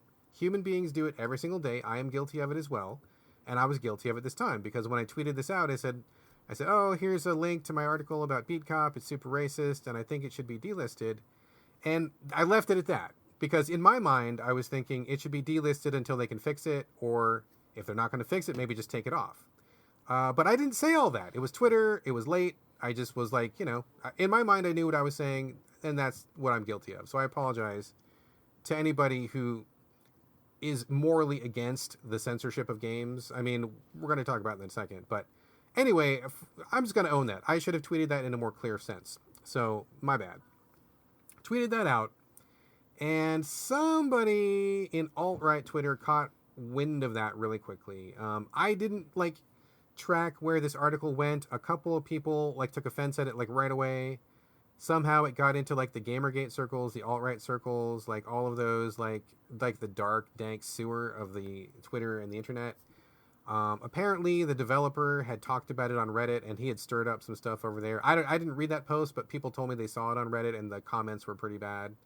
So whatever. But basically what ended up happening was I got an avalanche of Gamergaters and alt-righters just descending on my Twitter feed. I mean, it was the feed was going so fast I couldn't read the comments because the comments were coming in so quickly that they just were replacing each other so quickly. So it was all just really hateful messages, really very derogatory. They were talking about me, they were talking about my family, they were talking about my sexual preferences, they were talking about the site, they were talking about all just all sorts of really hateful stuff. And it was weird because this really dovetailed very strongly with what's going on in America and with the Trump movement and people who are Trump supporters. I'm not going to get super deep into this, but I know that a lot of people today, when we look at the trouble we're in this country with Trump and the cult of Trump and how things are going the way that they're going, a lot of people now these days are saying, well, if you trace things back, a lot of this got started with Gamergate. A lot of the tactics they use, a lot of the psyops they use, a lot of the attitudes and a lot of the norms that they had in Gamergate are very strong and very present and run parallel with the stuff that's going on with Trump. And I found that to be very true. I found a lot of the people who were hate spamming me either had pictures of guns and rifles in their portrait picture. There was a lot of Trump pictures. There was a lot of those that fucking Peppy the Frog, whatever the racist frog is. A lot of that in there. Tons of big titty anime pictures, and it was all just one after another, one after another, one after another. I got hit with a lot of bots, and people were making fun of me because they thought it was silly that I suspected I was under bot attack. Except I kept getting a lot of tweets from people who had 1 or 0 followers. I mean, obviously the account had just been created, and a lot of them were saying the exact same thing, the exact same phrasing, the exact same number of letters, and the exact same structure. And it was the same message getting sent over and over and over and over and over. So clearly it was a bot doing it. It wasn't people doing that. So, and then it was the whole gaslighting thing about oh, you said you should ban this game. You're actually the authoritarian. You're the one who's against free speech. You're the communist. You're the one who hates liberty. And it's a total reversal of what was actually happening, right? Because so that was pretty terrible. I mean, I was literally blocking people, for hours at a time. I would just sit at my computer, block, block, block, block, block, block, block, block, block. Just like for like a solid hour, hour and a half, just a couple times, just blocking literally hundreds of people. I removed a bunch of comments from game critics that were just, again, just really hateful, really, just really insipid, stupid messages. There were a couple people, I mean, out of all the messages that I got, and there were like, I don't even know how many there were maybe like 4 or 5 people who actually wanted to have like a dialogue about it. And I didn't want to mute the entire conversation because there were a couple people in there that were like, oh, well, you know, what do you think about this? And I think you're wrong, but I want to discuss it. And I'm like, okay, cool. Like if there's actually people out there, I'm happy to discuss it because I want to be on record as saying I am not generally in the camp of like censorship. I'm not generally in the camp of delisting games. But I think that there are certain things that just kind of cross the line. You know, one of the people in my feed started yelling at me because they're like, oh, you want to ban this game just like you banned Rape Day. God, fuck all you guys. And it's like, did you follow the whole Rape Day thing when that happened? Oh, yeah, of course. How could you not? Yes. So I think Rape Day was over the line. I'm glad it got delisted. And I think that I want to just like back everything up, and I want to be really clear about this. So again, I apologize for my tweet not being clear. Anybody that like saw that tweet and assumed that I was like pro censorship all the time, like my bad. I totally apologize. I should have tweeted that more clearly.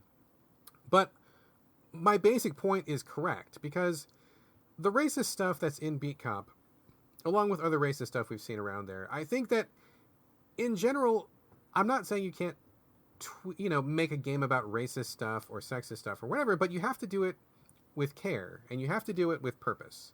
If you're putting out a game that has like a historical aspect and you want the player to experience that aspect, I did not play this, but somebody said, what was the game recently? It was a number 3 game, and it starred a black Vietnam vet who was coming back to New Orleans after the Vietnam War. Are you talking about Mafia 3? Mafia 3. Okay, I didn't play that, but a lot of people held that up as an example of a game that had a lot of racist content, and I'm like, okay, sure.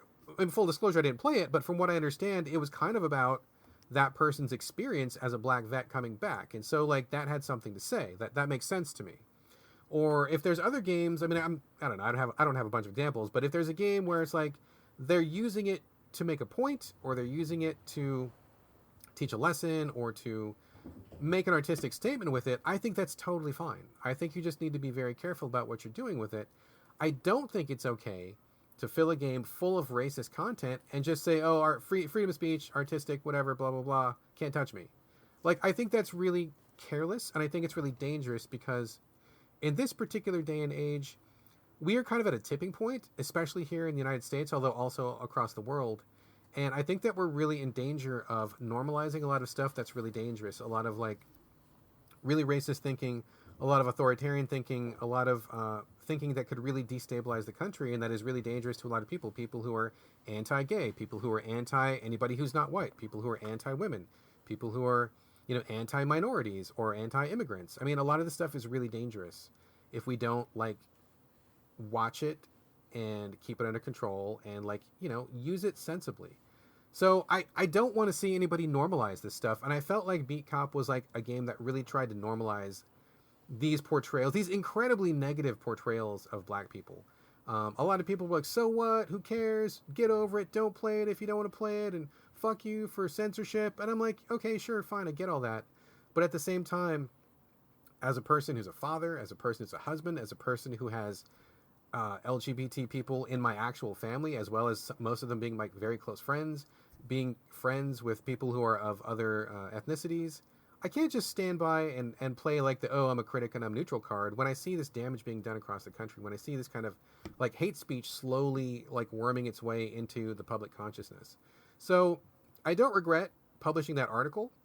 I do think that the developer is very irresponsible. They're either very ignorant. Some people who were from outside the country said, I think they're just Polish and they don't really understand like what a big impact this has in America. And I'm like, okay, that's fine. I think it's irresponsible of them to do this thing, which is very intentional. It's not like a game just pops out of nowhere, right? Like a game is created with purpose. Everything in a game is made with purpose. You clearly made every black person a criminal. You made every black person like a watermelon, cigarette smoking, like hoodlum. You did that with purpose. That didn't just happen. So if for whatever cultural reason you want to claim, like you're from Poland, you don't know what America's like, maybe you saw this on TV, you thought that's how it was. I mean, whatever.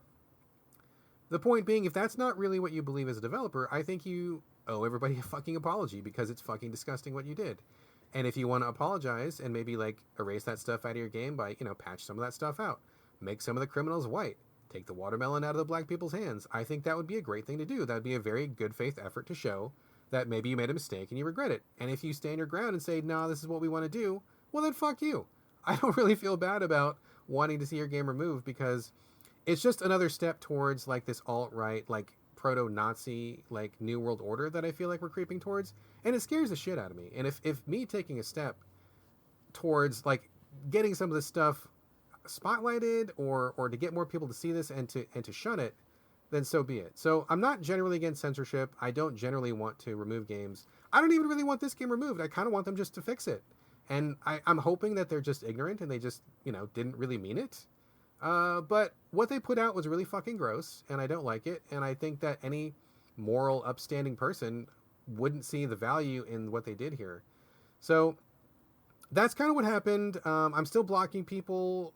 It's slowly wearing off. Hopefully a couple more days it'll be done and we can just move on from this. But yeah, that's kind of been my like nightmare for the last 3 days. The tweet shit was just like out of control, just really out of control. But I gotta say, like, you gotta stand up sometimes and you gotta make a stand, and I can't just sit quietly by while stuff like this happens. I don't want this stuff to be the norm. I don't want, because what's next?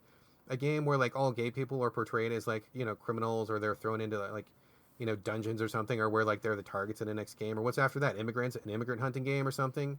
I mean, I think some of that stuff is really over the top, and especially in today's context, it's just not okay. So anyway, that's kind of my piece on it. Hopefully people will understand where I'm coming from. I mean, Corey, any thoughts on this? I mean, do you understand? Am I making myself clear? Because I feel like I wasn't clear enough the first time, so hopefully this clarifies things. I mean, what I say make sense?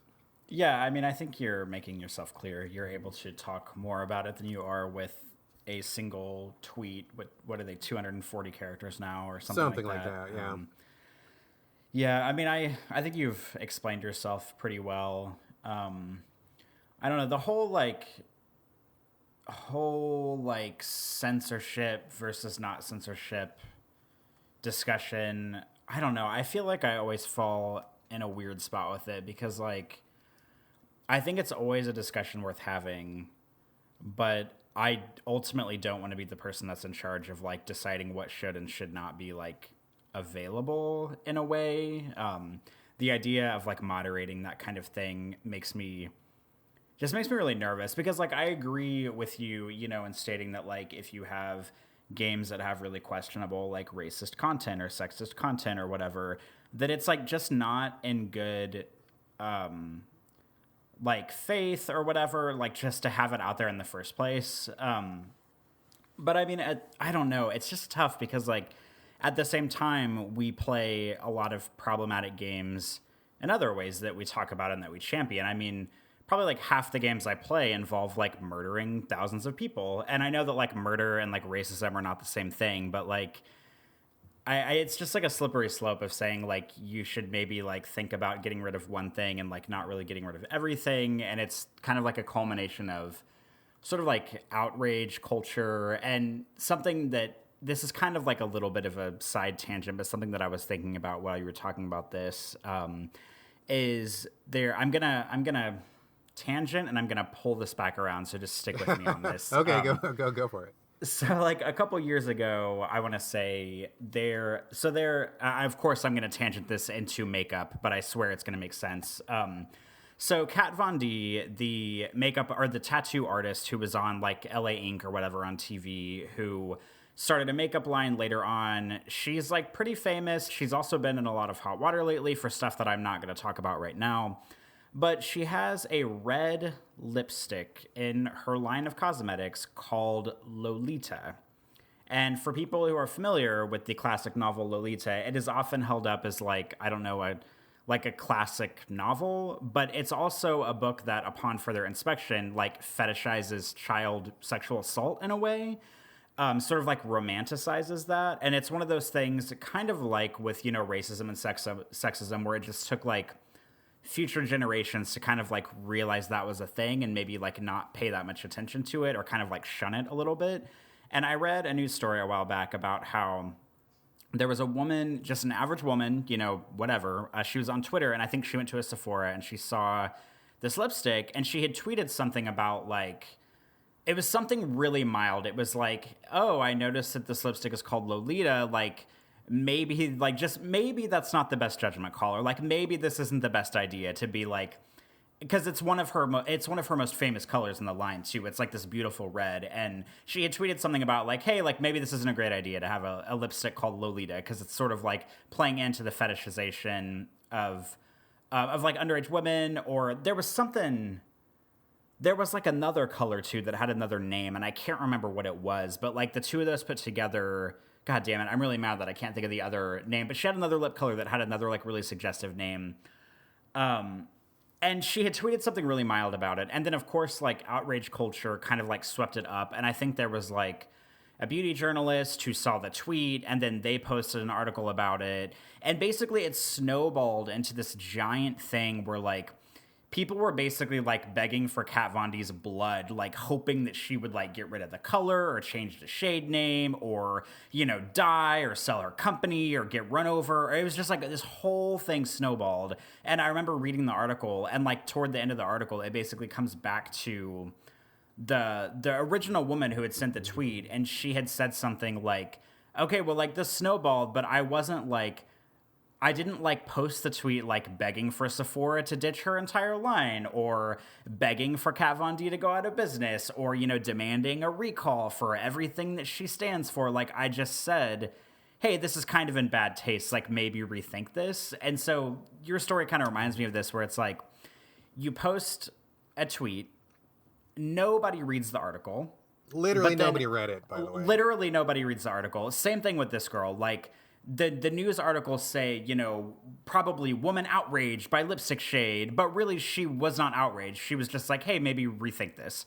And so that just like snowballs, and it plays into obviously this like awful American culture we have. And I'm guilty of it, as, you know, the rest of everybody, as where like you just read the headline and then you take it and run with it. You don't actually click to open the article. You don't actually read all the paragraphs to see like, to get into like the nitty gritty of what you're actually talking about, or like the nuance of the discussion that you want to have. You just see the 10-word headline, and then suddenly you're outraged, and you don't even know what you're outraged about, and you don't even know if the original person who had the thought or idea was outraged. And so all of a sudden it just snowballs into this giant thing. And I feel like that's kind of where you ended up with it. And I mean, like I said earlier, like the whole like censorship thing is a really slippery slope. Like I definitely think that like the whole, you know, like things that are done in bad taste or done with like bad judgment calls are like not very good. And like the whole like rape day thing on Steam, where basically, because Steam is very like laissez-faire, very hands-off about moderating games, which like on one hand people could be like, well, that's a good thing, because then basically like any artist who wants to create a game can basically create anything they want.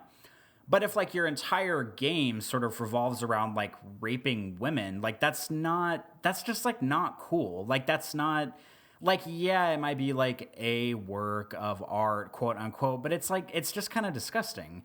And like, so Steam runs into this problem where like they only delisted it because there was this giant outcry, this like social media outcry of like, you know, we should get rid of this game. This is disgusting. But I mean, and this is kind of the thing about like social justice culture, because like I would consider myself one for social justice, but there's definitely like extremes where like social justice culture will focus on one individual like outrage, and then that thing will get taken care of, like Rape Day got delisted, and then all of a sudden everybody pats themselves on the back because it got delisted. But if you look on Steam, there's probably like 200 other games that are awful. Like every time I get on Steam and I look at VR games, there's so many that like strip club, big titty, like ass in your face VR games, and I know that's not the same as rape, totally not the same, but it's just like there's like a lot of stuff out there that's in poor taste. And it reminds me of like whitewashing controversies too, because like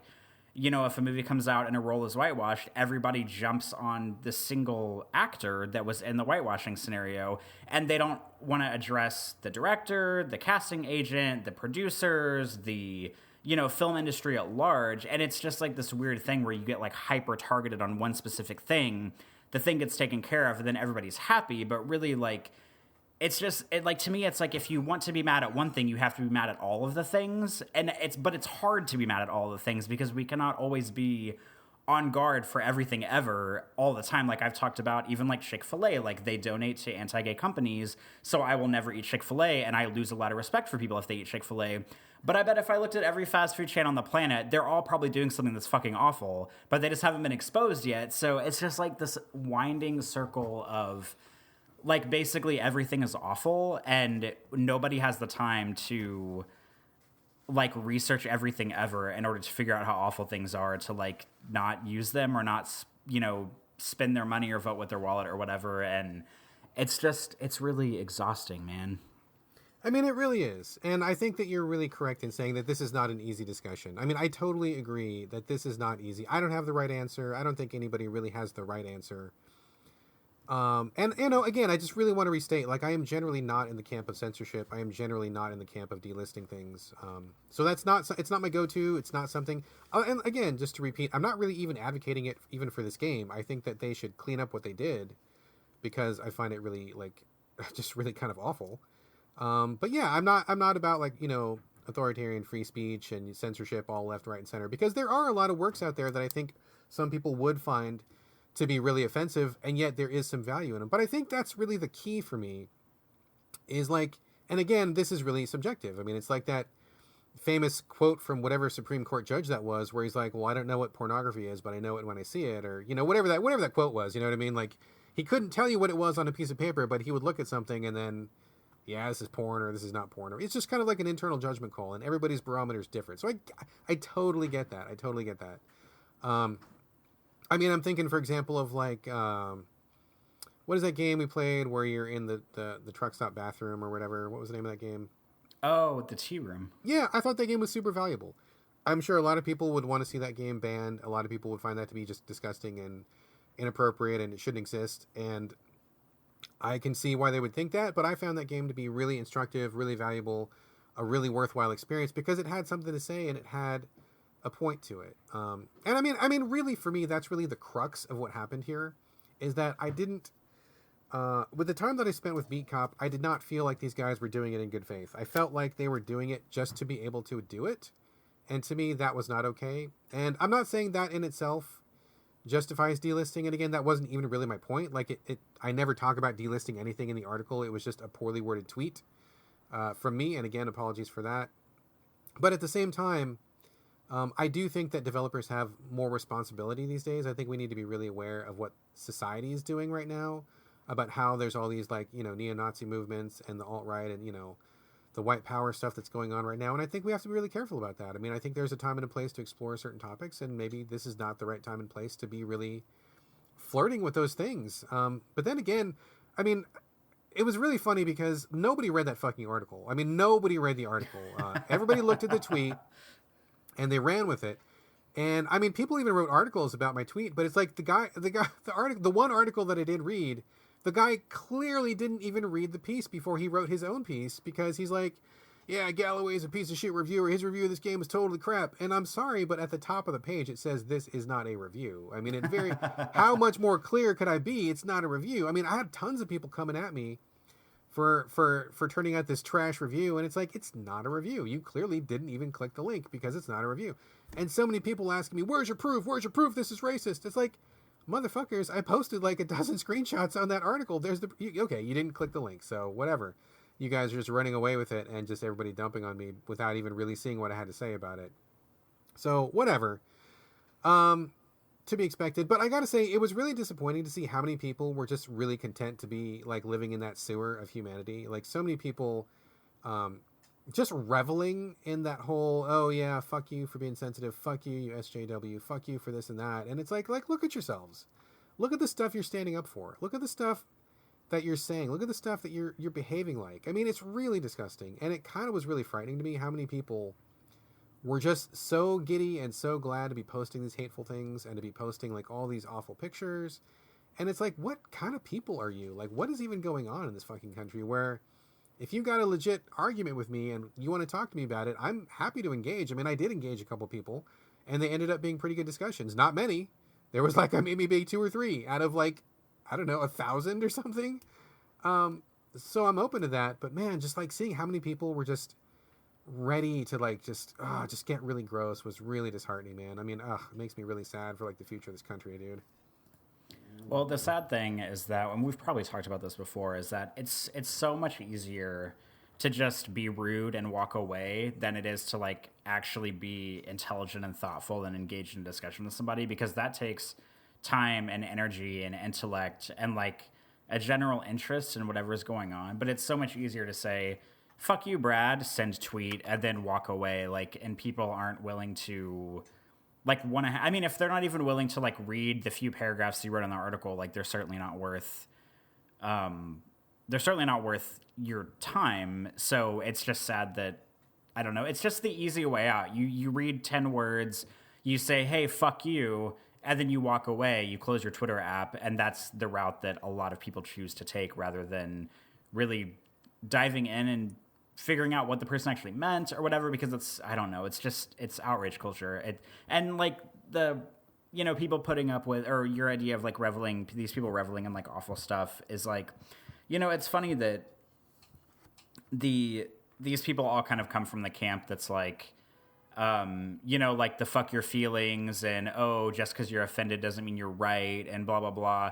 But then like they're the ones getting offended that you're offended about something. And so it's just like this swirling drain of like bullshit. And it's just like, if people really were like, fuck your feelings, or really were like, oh, you can't get offended, then they wouldn't give a shit and they wouldn't engage. But the fact that they're engaging and being assholes shows that they're basically hypocrites on their stance of like, oh, I'm not offended by anything, or oh, fuck you for being offended. And it's just like, it's so fucking stupid. You're 1,000% right, dude. Because I mean, people were saying that I was a proponent of outrage culture, and I'm like, well, I mean, look at what these guys did in this game, and like, this is not okay. And if you're a decent human being who cares about other human beings, this is not okay to you either. And I think it's important to call this stuff out. And that doesn't seem like outrage culture to me, but like, people were saying that I was the one that was doing that, and it's like, I mean, again, it kind of gets back to that creeping normalization of where, some people really want it to be okay to portray certain races in a certain way, or certain, portray gay people in a certain way, portray women in a certain way. And it's like, okay, so yeah, just like you said, if you really didn't care, this wouldn't upset you. But because I said this one tiny little like 500-word article and you fucking flipped out and you went and took the time to find a really nasty GIF and post it to me, who you've never tweeted before in your life, and all this shit, it's like, clearly you are the person who's offended right here. So yeah, I think you're right. But anyway, I mean, I guess I don't have anything else to say about it except for, God, it's been like a miserable 3 days, because I have never used the block button so often in my life. I mean, we've had blowback from like reviews and from different articles here and there and stuff like that, but like this, I mean, the only thing that ever came close was when Game Critics was getting doxxed in the middle of when Gamergate was like all over the news and everything was happening Gamergate all day long, and it was basically like a war in social media. Like, that was pretty bad. But this was bad also. I don't enjoy this. I don't miss this. I wish this would all just like dry up and blow away. So anyway, just to wrap it up, again, I don't have the right answer to this. I don't think I'm the final authority on this. I think it's a worthy discussion. I think there's a lot of facets that we could talk about. I think there's a lot of arguments that you could genuinely have to really pick apart these issues and really think about what's right and what's wrong. And again, I'm not a censorship guy in general. I'm not a delisting guy in general. And in fact, again, I didn't even ask for it for this game, except for my one stupid, poorly worded tweet, which I wish I could redo. I would redo it. But in the article itself, I make my point clear, although nobody read it. So anyway, if any listeners want to, engage me on this or want to talk to me or something, I'm totally open to having a discussion. Because I do think there's a lot of stuff to chew on in this particular aspect. But that's all I have to say, and I just wanted to get that out there. I know a lot of people on Twitter were kind of waiting for me to kind of explain myself a little bit further, so I feel like I hopefully explained myself a little bit further. And again, if you want to continue the conversation, feel free to reach out to me, email or Twitter or whatever. If you're listening to this that means you already listened to the closing of the show, so you got my email and all that stuff there. So feel free to reach out. Otherwise, I'm going to let this go, and we can move on to happier banter topics. Corey, is that all right we to move on? I have one tiny thing please, before it.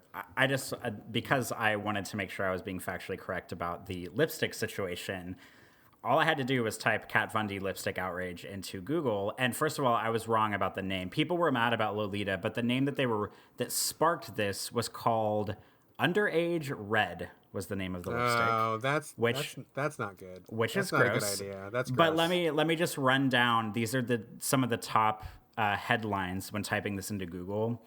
The first one is: the internet is outraged at Kat Von D for her Oh, that was eyeliner. Never mind. I messed that one up.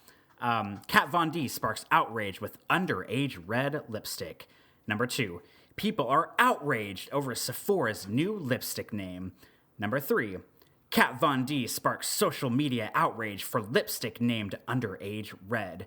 The next one: Underage Red and 5 other makeup names that are just as tasteless. The next one: why I'm not buying Sephora's new lipstick and why you shouldn't either. And this is the last one I'll close out on. Kat Von D releases lipstick with the name so inappropriate, it's amazing it made it onto store shelves. And then keep in mind, the woman's original tweet was just like, hey, this is in bad taste. And then those are all the headlines that came after this snowballed.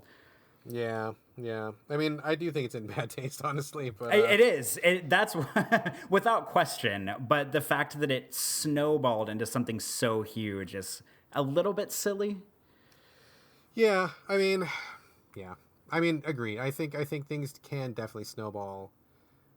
Whichever way you lean on the social justice meter. I mean, I think things can snowball on either side. And but then again, I mean. Yeah, whatever. Anyway, I don't buy lipstick. I'm staying out of this. I already got myself in enough trouble this weekend. I don't need any more people tweeting me, and I'm certainly not going to take any heat for Kat Von D's lipstick. So I'm just gonna. She is not worth taking heat for. I'm not gonna. No, I'm not gonna take no fucking heat for her. So I'm just gonna. I've said my piece. I'm gonna move on. If anybody wants to talk to me later on, please go for it. But let's move on to other topics. I talked for like a million years on a very distasteful subject. Corey, let's talk about something happier. What do you got for banter? You got anything on your banter pile this week? I do. I have a couple of actually very happy things. So these aren't going to be anything new or groundbreaking, but I just wanted to say, for the first thing, I have a movie and a video game I want to talk about. I know we're not supposed to bring video games to the show, but you did, so I'm going to. So we're just breaking all the rules today. You do you, man. You do you. Yes. So I bought a few weeks ago, like a while back, you and I talked about Spider-Man Into the Spider-Verse, which we both saw in theaters and loved. Yes. And it came out on Blu-ray like 3 weeks ago or something. And I went to, every time a Blu-ray comes out that I want to buy, and I only buy a Blu-ray maybe like once every 3 months. Like I'm definitely like a physical media kind of guy. So I like to buy Blu-rays, and I like to get, usually Best Buy is the store that gets cool, like, steelbook editions of new releases that I can't find anywhere else. Like, so I don't know what, like, licensing deal they have with every movie publisher ever that they have, like, cool steelbooks. But I went to Best Buy and picked up Spider-Man Into the Spider-Verse on Blu-ray. And, the steelbook, like, the design actually isn't that great for my personal taste, but I would rather have it anyway than have, like, the normal plastic one if available. And I decided to watch it, so I sat down on Friday night to watch it for the second time. The first time was when I saw it in theaters, and I did my usual weekend thing, my ritual, where I sit down. I had been sitting on a Gundam model kit for about a month that I'd had in the bedroom, so I like had a beer next to me. That sounds uncomfortable. Wah, wah, wah, wah, wah. Say that again, I'm sorry. I said that sounds uncomfortable. Uncomfortable? Sitting on the Gundam model kit? Yeah, sorry, a stupid joke. You're a dork. So I sit down, I have my beer, I open my Gundam model kit, which is like, it's a real grade one, which are like the hard ones that I really like to put together. And I put Into the Spider-Verse in, and I should have known, my stupid ass. I know that I loved Into the Spider-Verse whenever I saw it, but enough time had passed to where I was like, yeah, I trust that I liked this movie, but I couldn't remember a whole lot of like really specific things that I loved about it. And so I was like, oh, I'll just put it on and I'll have a beer and I'll work on this Gundam. And I put the movie in, and I got, like, over the course, the movie's what, like an hour and a half or so long. And over the course of that, I put about most of one leg of the Gundam together because I could not take my eyes off of the screen because that movie is so fucking good. Fucking and good, it's so, dude. oh my God, It's the so best. beautiful. It is the best. It is such a good movie. So I felt like I didn't feel like a dork, but I felt like a dork because I didn't really get much of the Gundam done. I like turned the movie off, or when the movie finished, it kind of like auto went into like the behind the scenes stuff or like the special features. So I feel like I worked harder on the Gundam during like the special features reels and stuff than I did of the actual movie because it is so good. I just could not take my eyes off the freaking screen because it's such a beautiful movie. And so, yeah, if anybody out there is listening who has not seen it yet, it is out on digital. It's out on Blu-ray. I swear they're not paying me to talk about this. I wish they were, but Spider-Man Oscar winner for Best Animated Feature. Oscar-winning Spider-Man. Oscar-winning.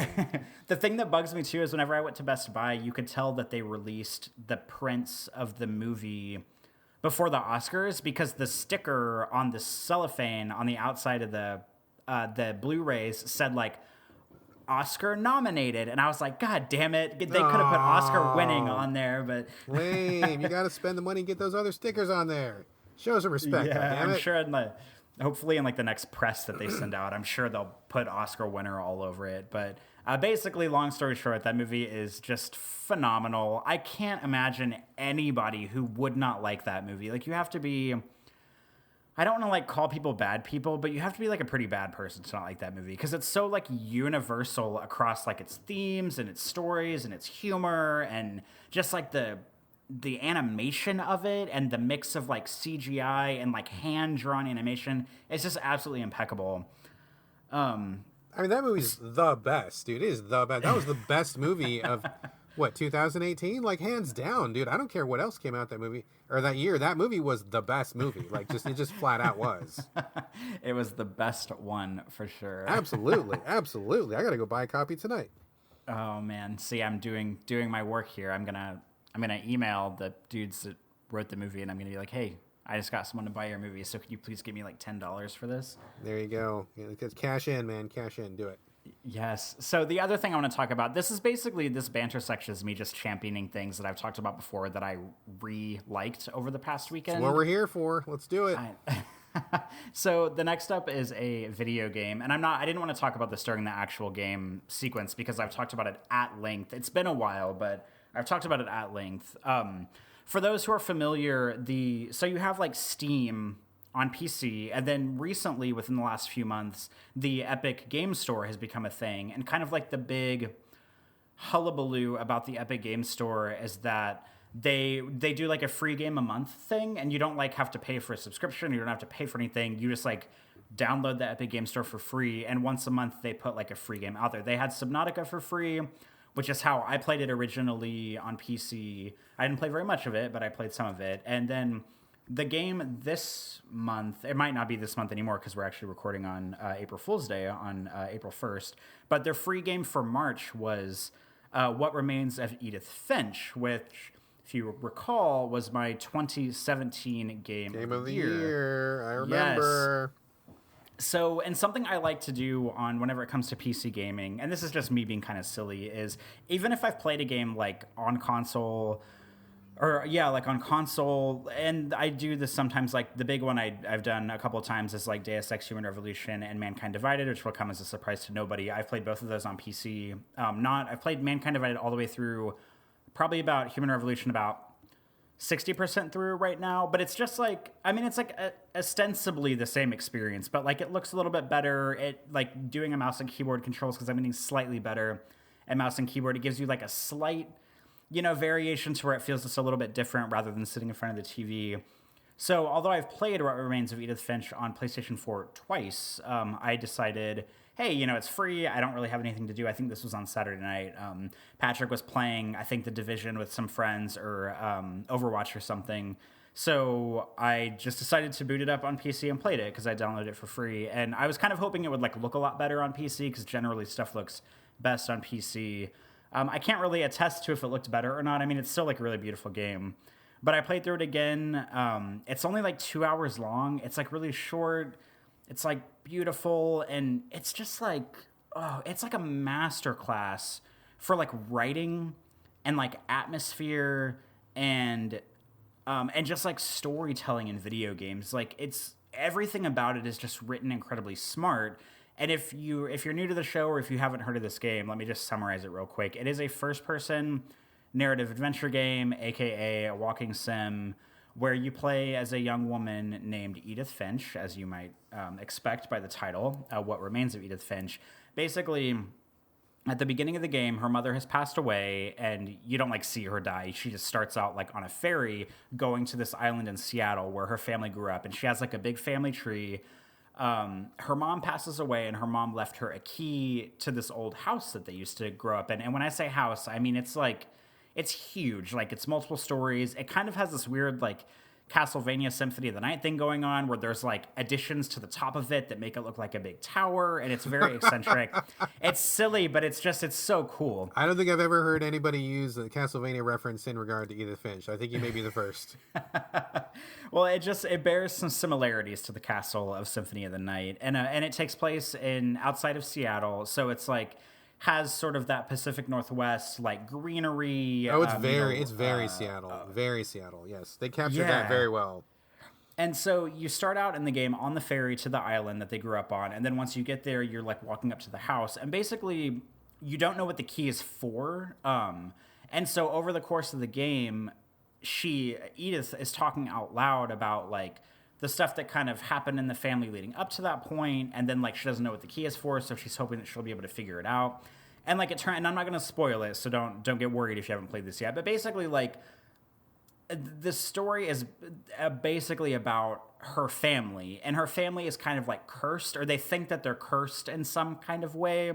And so you play through these different scenarios. Like part of the game is her walking through the house and kind of like going through all of her family's like bedrooms and kind of like taking in the atmosphere. And there's generally something in every bedroom that will trigger like, I don't want to call it a mini game because it's not a mini game, but it's like a different narrative section where you play kind of like in the shoes of that person, and they're all different, which is great. I mean, one of them is it's this really incredible like comic book thing, because one of the kids in the family was like a child actor that was really famous, like kind of like Shirley Temple-esque. And so Edith like opens the comic book, and it kind of like goes through the panels, and you control it like a first person horror game, and it's like cell shaded and like looks like a comic book, and it's really well done. And then another one is a guy who was like a photographer in the house. So it's almost kind of like a Pokemon Snap kind of thing, where you like play through the lens of the camera, and you're like taking pictures over this trip that you took or that he took at one point in his life. And it's just, the game is just like peppered with all these really cool scenarios that you get to play through. And I realized that I feel like I come to the show a lot and talk about stuff that's exciting for me that I feel like would not be exciting to anybody else, where I'm talking about like, oh, you get to walk through all the bedrooms in the house. Oh, must be so fun. But like, because like people are listening and they're probably like, what the fuck? Like, this sounds like the most boring game ever. But like, like if you're up for this kind of thing where like you're not like a puzzle game person, or you're not like a shooty man's, bang bang person, and you just like these really like nuanced, well written, like story rich experiences, like this game really cannot be beat. I think it is the best one out there as far as like narrative rich like first person games go.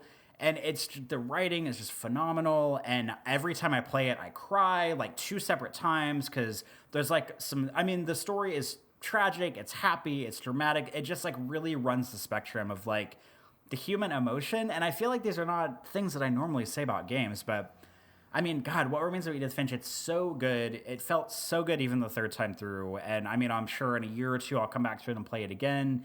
It's short, it's beautiful, it's so well written, and the story is really just like impeccably done. And I just love this game so much. So it was just really happy that I played through it again, and I was able to sort of experience it again on PC instead of on console, which really didn't make that much of a difference, but it really held up in every way that I expected it to. And I just really love this game. I don't know if it's free on the Epic Store anymore, but if you're somebody who's a PC gamer, please go check it out and see, or put it on your wish list or something. Grab it on a sale. It is impeccable. If this is your jam, this is like the best of it. This is the strawberry preserves of the jam world to me. It's so good.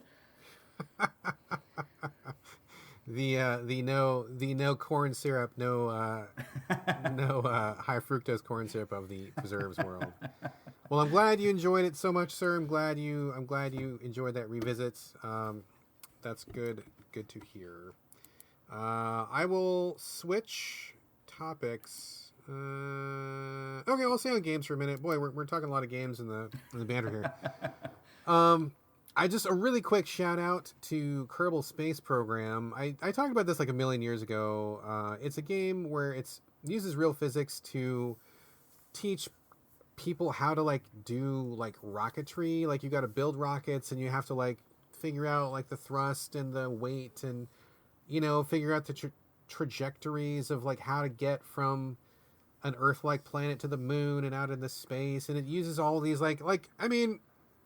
I am not a rocket scientist, but to me, this game looks like it legit could be actual rocket science because it uses those physics, it uses those concepts, and I find it to be as difficult as actual rocket science. I cannot understand this game. I don't get it. I've tried a million times, and I don't think the tutorials are really that great. I wish the tutorials were better, and I'm lost. But I'm not the one who plays it. My son plays it. My son, who is 9, loves this game. He loves putting rockets together. He loves launching them. Has a great time with it. He plays it on PS4. It's also on PC. I think it's also on Xbox One. And he hasn't figured the whole thing out either, but he spent a lot more time like digging into it and really kind of taking it apart. And for me, just too hard to get into. I really kind of wanted to, but I could not do it. But he really likes it. And I want to give it a quick shout out because my son is also a huge like astronaut fan, rocketry fan, like space race history, like real world astronaut stuff. He eats that stuff up with a spoon, and he knew that they had some DLC that was PC only for a long time that actually brought in like the real NASA stuff, like Apollo 11, like some of the Soviet rockets and some of the other things that were from the 60s and the 50s that were real famous pieces of equipment that they used, like the thing that they used to land on the moon and all that stuff. It was not originally in that game, and he was kind of bummed. I mean, you could kind of make stuff that was sort of like it, but it wasn't exactly like it. And as soon as he knew that it existed somewhere and he couldn't get it, he was pretty sad. But they just like this week just brought it to PS4 as DLC. So if you play Kerbal, or if you have a kid who plays Kerbal, or if there's anybody in your family who's a Kerbal fan, they have now had I think it's called the History Pack, where it's got the actual real life, Apollo, Gemini, Soyuz, all that kind of stuff. If you're a rocket fan, you can download that stuff and reenact those very famous launches and just kind of mess around with those things. So good on them. They did not send me a code. They asked me if I wanted one, and I said sure, and then they ran out, and so I just bought it on my own. So that's rude. It was. I mean, they ran out. I mean, I can't fault them for running out. I mean, whatever. But my kid could not wait. He was bursting at the seams, so I ponied up. I think it was $10 to get the DLC. And it's available now, so just heads up that thing exists. The only other thing I have worth mentioning. Okay, I'm gonna get off of games just for 1 second here. Number one. God, what am I gonna say? The Santa Clarita Diet is back on Netflix. I haven't watched it yet, but I am dying to watch it, so that's coming up really soon. But the other thing that I saw recently was a new Broadway style show called Marie Dancing Still. Have you heard of it? I have not heard of this. Pretty new show. I think they're trying to get it to Broadway. It is on its way to Broadway. It'll be on Broadway. It's a Broadway quality show. I saw it at the local Fifth Avenue Theater. It's a musical. Basically, it's about I think his name was I forgot what the guy's name was. He's a French painter, famous French painter. I'm not very knowledgeable about the painting world. But he, 1800s France or something, with like all the can girls and everybody wearing those fancy outfits and stuff like that. That time period. Kind of like the Moulin Rouge sort of a thing going for it. And it's about this guy who's a very famous painter and sculptor, and he made a statue, which is a real life statue. He was a real guy. He made this statue called, something called like the Little Ballerina or something. And it was about a girl who was like 14, It was like a multimedia statue, and it's really famous statue if you follow the art world. So it was about that guy and the girl that he met and how she inspired him to make this statue. That part was fictionalized. The statue's real. The guy was real. The girl was fictionalized, and their relationship was fictionalized. But it was really cool. Like, they had a lot of dancing, a lot of like ballet influences. The music was really great. A lot of laughs. There were some good comedic moments in it. But the thing that was great about it was the set design was fucking amazing. I actually got to meet the guy who designed some of the sets, and he was an awesome guy. He was actually friends with some of the actors that I knew from working on Romeo and Juliet, and so he came over and we talked for a little bit. Nice guy. But the sets were fucking great. I mean, the stage, first off, starts off with a giant picture frame around the entire stage. So the whole thing looks like it's like a framed painting, which is amazing. And then once you start, they have these projectors that project like swashes of color. So it looks like there's like this giant paintbrush kind of swooshing around the stage, like leaving like red and yellow and blue like all across the backgrounds, which looked fucking great, dude. Like, it was amazing. The pieces that were on stage like rotated. They had, I think, 3 different sides, and between those 3 sides, like, it would be like a wall. The wall would split into like 4 pieces vertically, and then they would like rotate, and then they would come back together to form like a brand new wall. And it was like so impressive, dude. Like, they'd be like in the painter's studio. The wall would split and they would flip, and they'd be like in a ballet studio, and then the wall would split and it would be like they'd be like in the street of Paris or whatever. And it was like, it looked fucking great. And there was this one part that I was like flabbergasted. I was just blown away. Like, they're in an interior, they're inside of a building. They're talking about like ballet dancing, and they're fighting about who's going to be the lead dancer. And then immediately, thanks to a couple tricks of lighting and how they had set the stage up, it went from being an interior where they were dancing to being backstage on a stage. And so we were in the audience. It looked as though we were backstage, and the stage we were looking at was backstage of a real stage. And then further ahead, it looked like there was like a whole other audience who was like watching the show that we were behind all of a sudden. It was fucking incredible, dude. I was like, oh my God, like, it looks like we're fucking behind stage and we're in the fucking audience. Like, it was so mind blowing. It was great. I mean, that dude killed it with set design. I mean, I can't even imagine how much work that was to get all those moving pieces together and to figure out the lighting and all that stuff. I mean, nuts. Fucking nuts. So the show itself was good. I mean, I'm not a big ballet fan, and I honestly didn't know anything about that painter. I can't even remember what the guy's name is now. But boy, that set design, oh man, it's just amazing stuff. Really, really amazing stuff. So anyway, I do recommend the show. It's called Marie Dancing Still. Currently playing in Seattle. It's going to be touring the country, and I believe they are trying to get it mounted on Broadway. I don't know if they've got any dates secured yet, but that is coming up. And that was a great show. And since I'm talking about it, I might as well throw this out here. Romeo and Juliet is now over. The show's closed. Yesterday was the final day. The show is over. My time in the theater is now done, and it's been quite a wild ride, I must say. Very emotional to say goodbye to everybody. We spent like a really intense 2 months together, basically all day, every day for 2 months. And while that may not seem like the longest time in the world, when you spend that much time with somebody in that close quarters, you get to really know them very well. And we were a great cast. No assholes in the bunch. Everybody got along really well. And there was lots of hugs, lots of tears. And it was a great farewell. Great show. Wonderful show. I believe they are going to try to mount it again, maybe in LA, maybe in Chicago, and I think the eventual goal, hopefully, knock on wood, is to take it to Broadway. So we'll see how that goes. If they like took it to Broadway and got set up in like a cool scenario where they got to like run it for a while, or it like became successful or something, is there any chance that you would like go with them, or would you like be stuck in Seattle? I think there's a very good chance that I would go with them. I'm really close with the director, and I'm really good with the cast. And I believe, when this thing gets off and running, they are going to keep probably a lot of the original cast. And so I've got a great relationship with the deaf actors, and I know the show intimately, inside and out. I mean, already doing it once. So I believe there's a very good chance that if the show gets off the ground, that I would be, on tour or going to Broadway with the show. So we shall see. We shall see. Oh my God, that would be incredible if you were like part of a traveling theater troupe and got to like go to New York to do it, or go to LA to do it, or wherever they found this successful place to run it. If you just like got to travel with them, that would be so cool. Well, that's really I mean, I think that would be amazing. I mean, I would totally do it in a heartbeat. I would say yes. In fact, I told everybody, like, just count me in. If this gets off the ground, I'm in. Like, I'm doing it. And the great thing about this is that, we homeschool, so my son could just come with us. And my wife, she accepted a new position, which I talked about, many times on the show. But the good thing about her job is she can do it remote. So she could just pack up her laptop and she can do it from anywhere. She doesn't actually have to be in the office. So she could conceivably keep her actual day job, come with us to LA, Chicago, Broadway, or whatever, and still do her job. And I would be doing the theater with the troupe traveling across the country. I mean, it would be a pretty bananas thing. Hopefully it's going to come together. Everybody's real excited about it. I know people really want to see this play do more. Everybody was really happy with how it turned out. I mean, of course it could be better. Of course you could change things.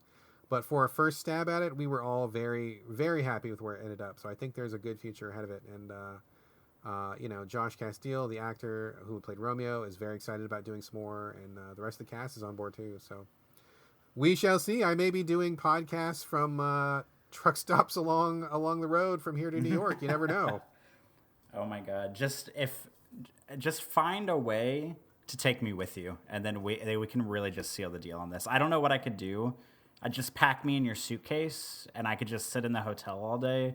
But let's just work that deal out, and then we can just podcast together in real life, and then I can be on the road with you guys. Maybe we could get you to come in and do like some makeup or something. Everybody needs some makeup artists. You could come and just bring your kit, and you could like do up the actors. You'd fit right in, dude. I have no doubt that I would fit right in. I just don't think I have any marketable skills like toward a theater production, other than like being there for like a morale booster, perhaps. But I'm not like a producer on the show, and that's kind of what they're there for. Well, I don't know, man. If it comes together, I'll see if I can work you in somehow, or at least we'll bring you aboard for a couple of the tour stops or something. Nothing is set in stone.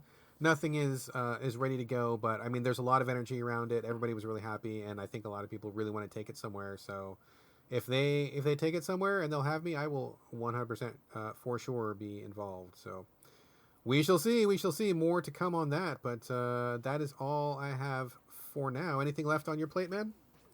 I don't think so. I think I am bantered out. We had a pretty good banter run this time.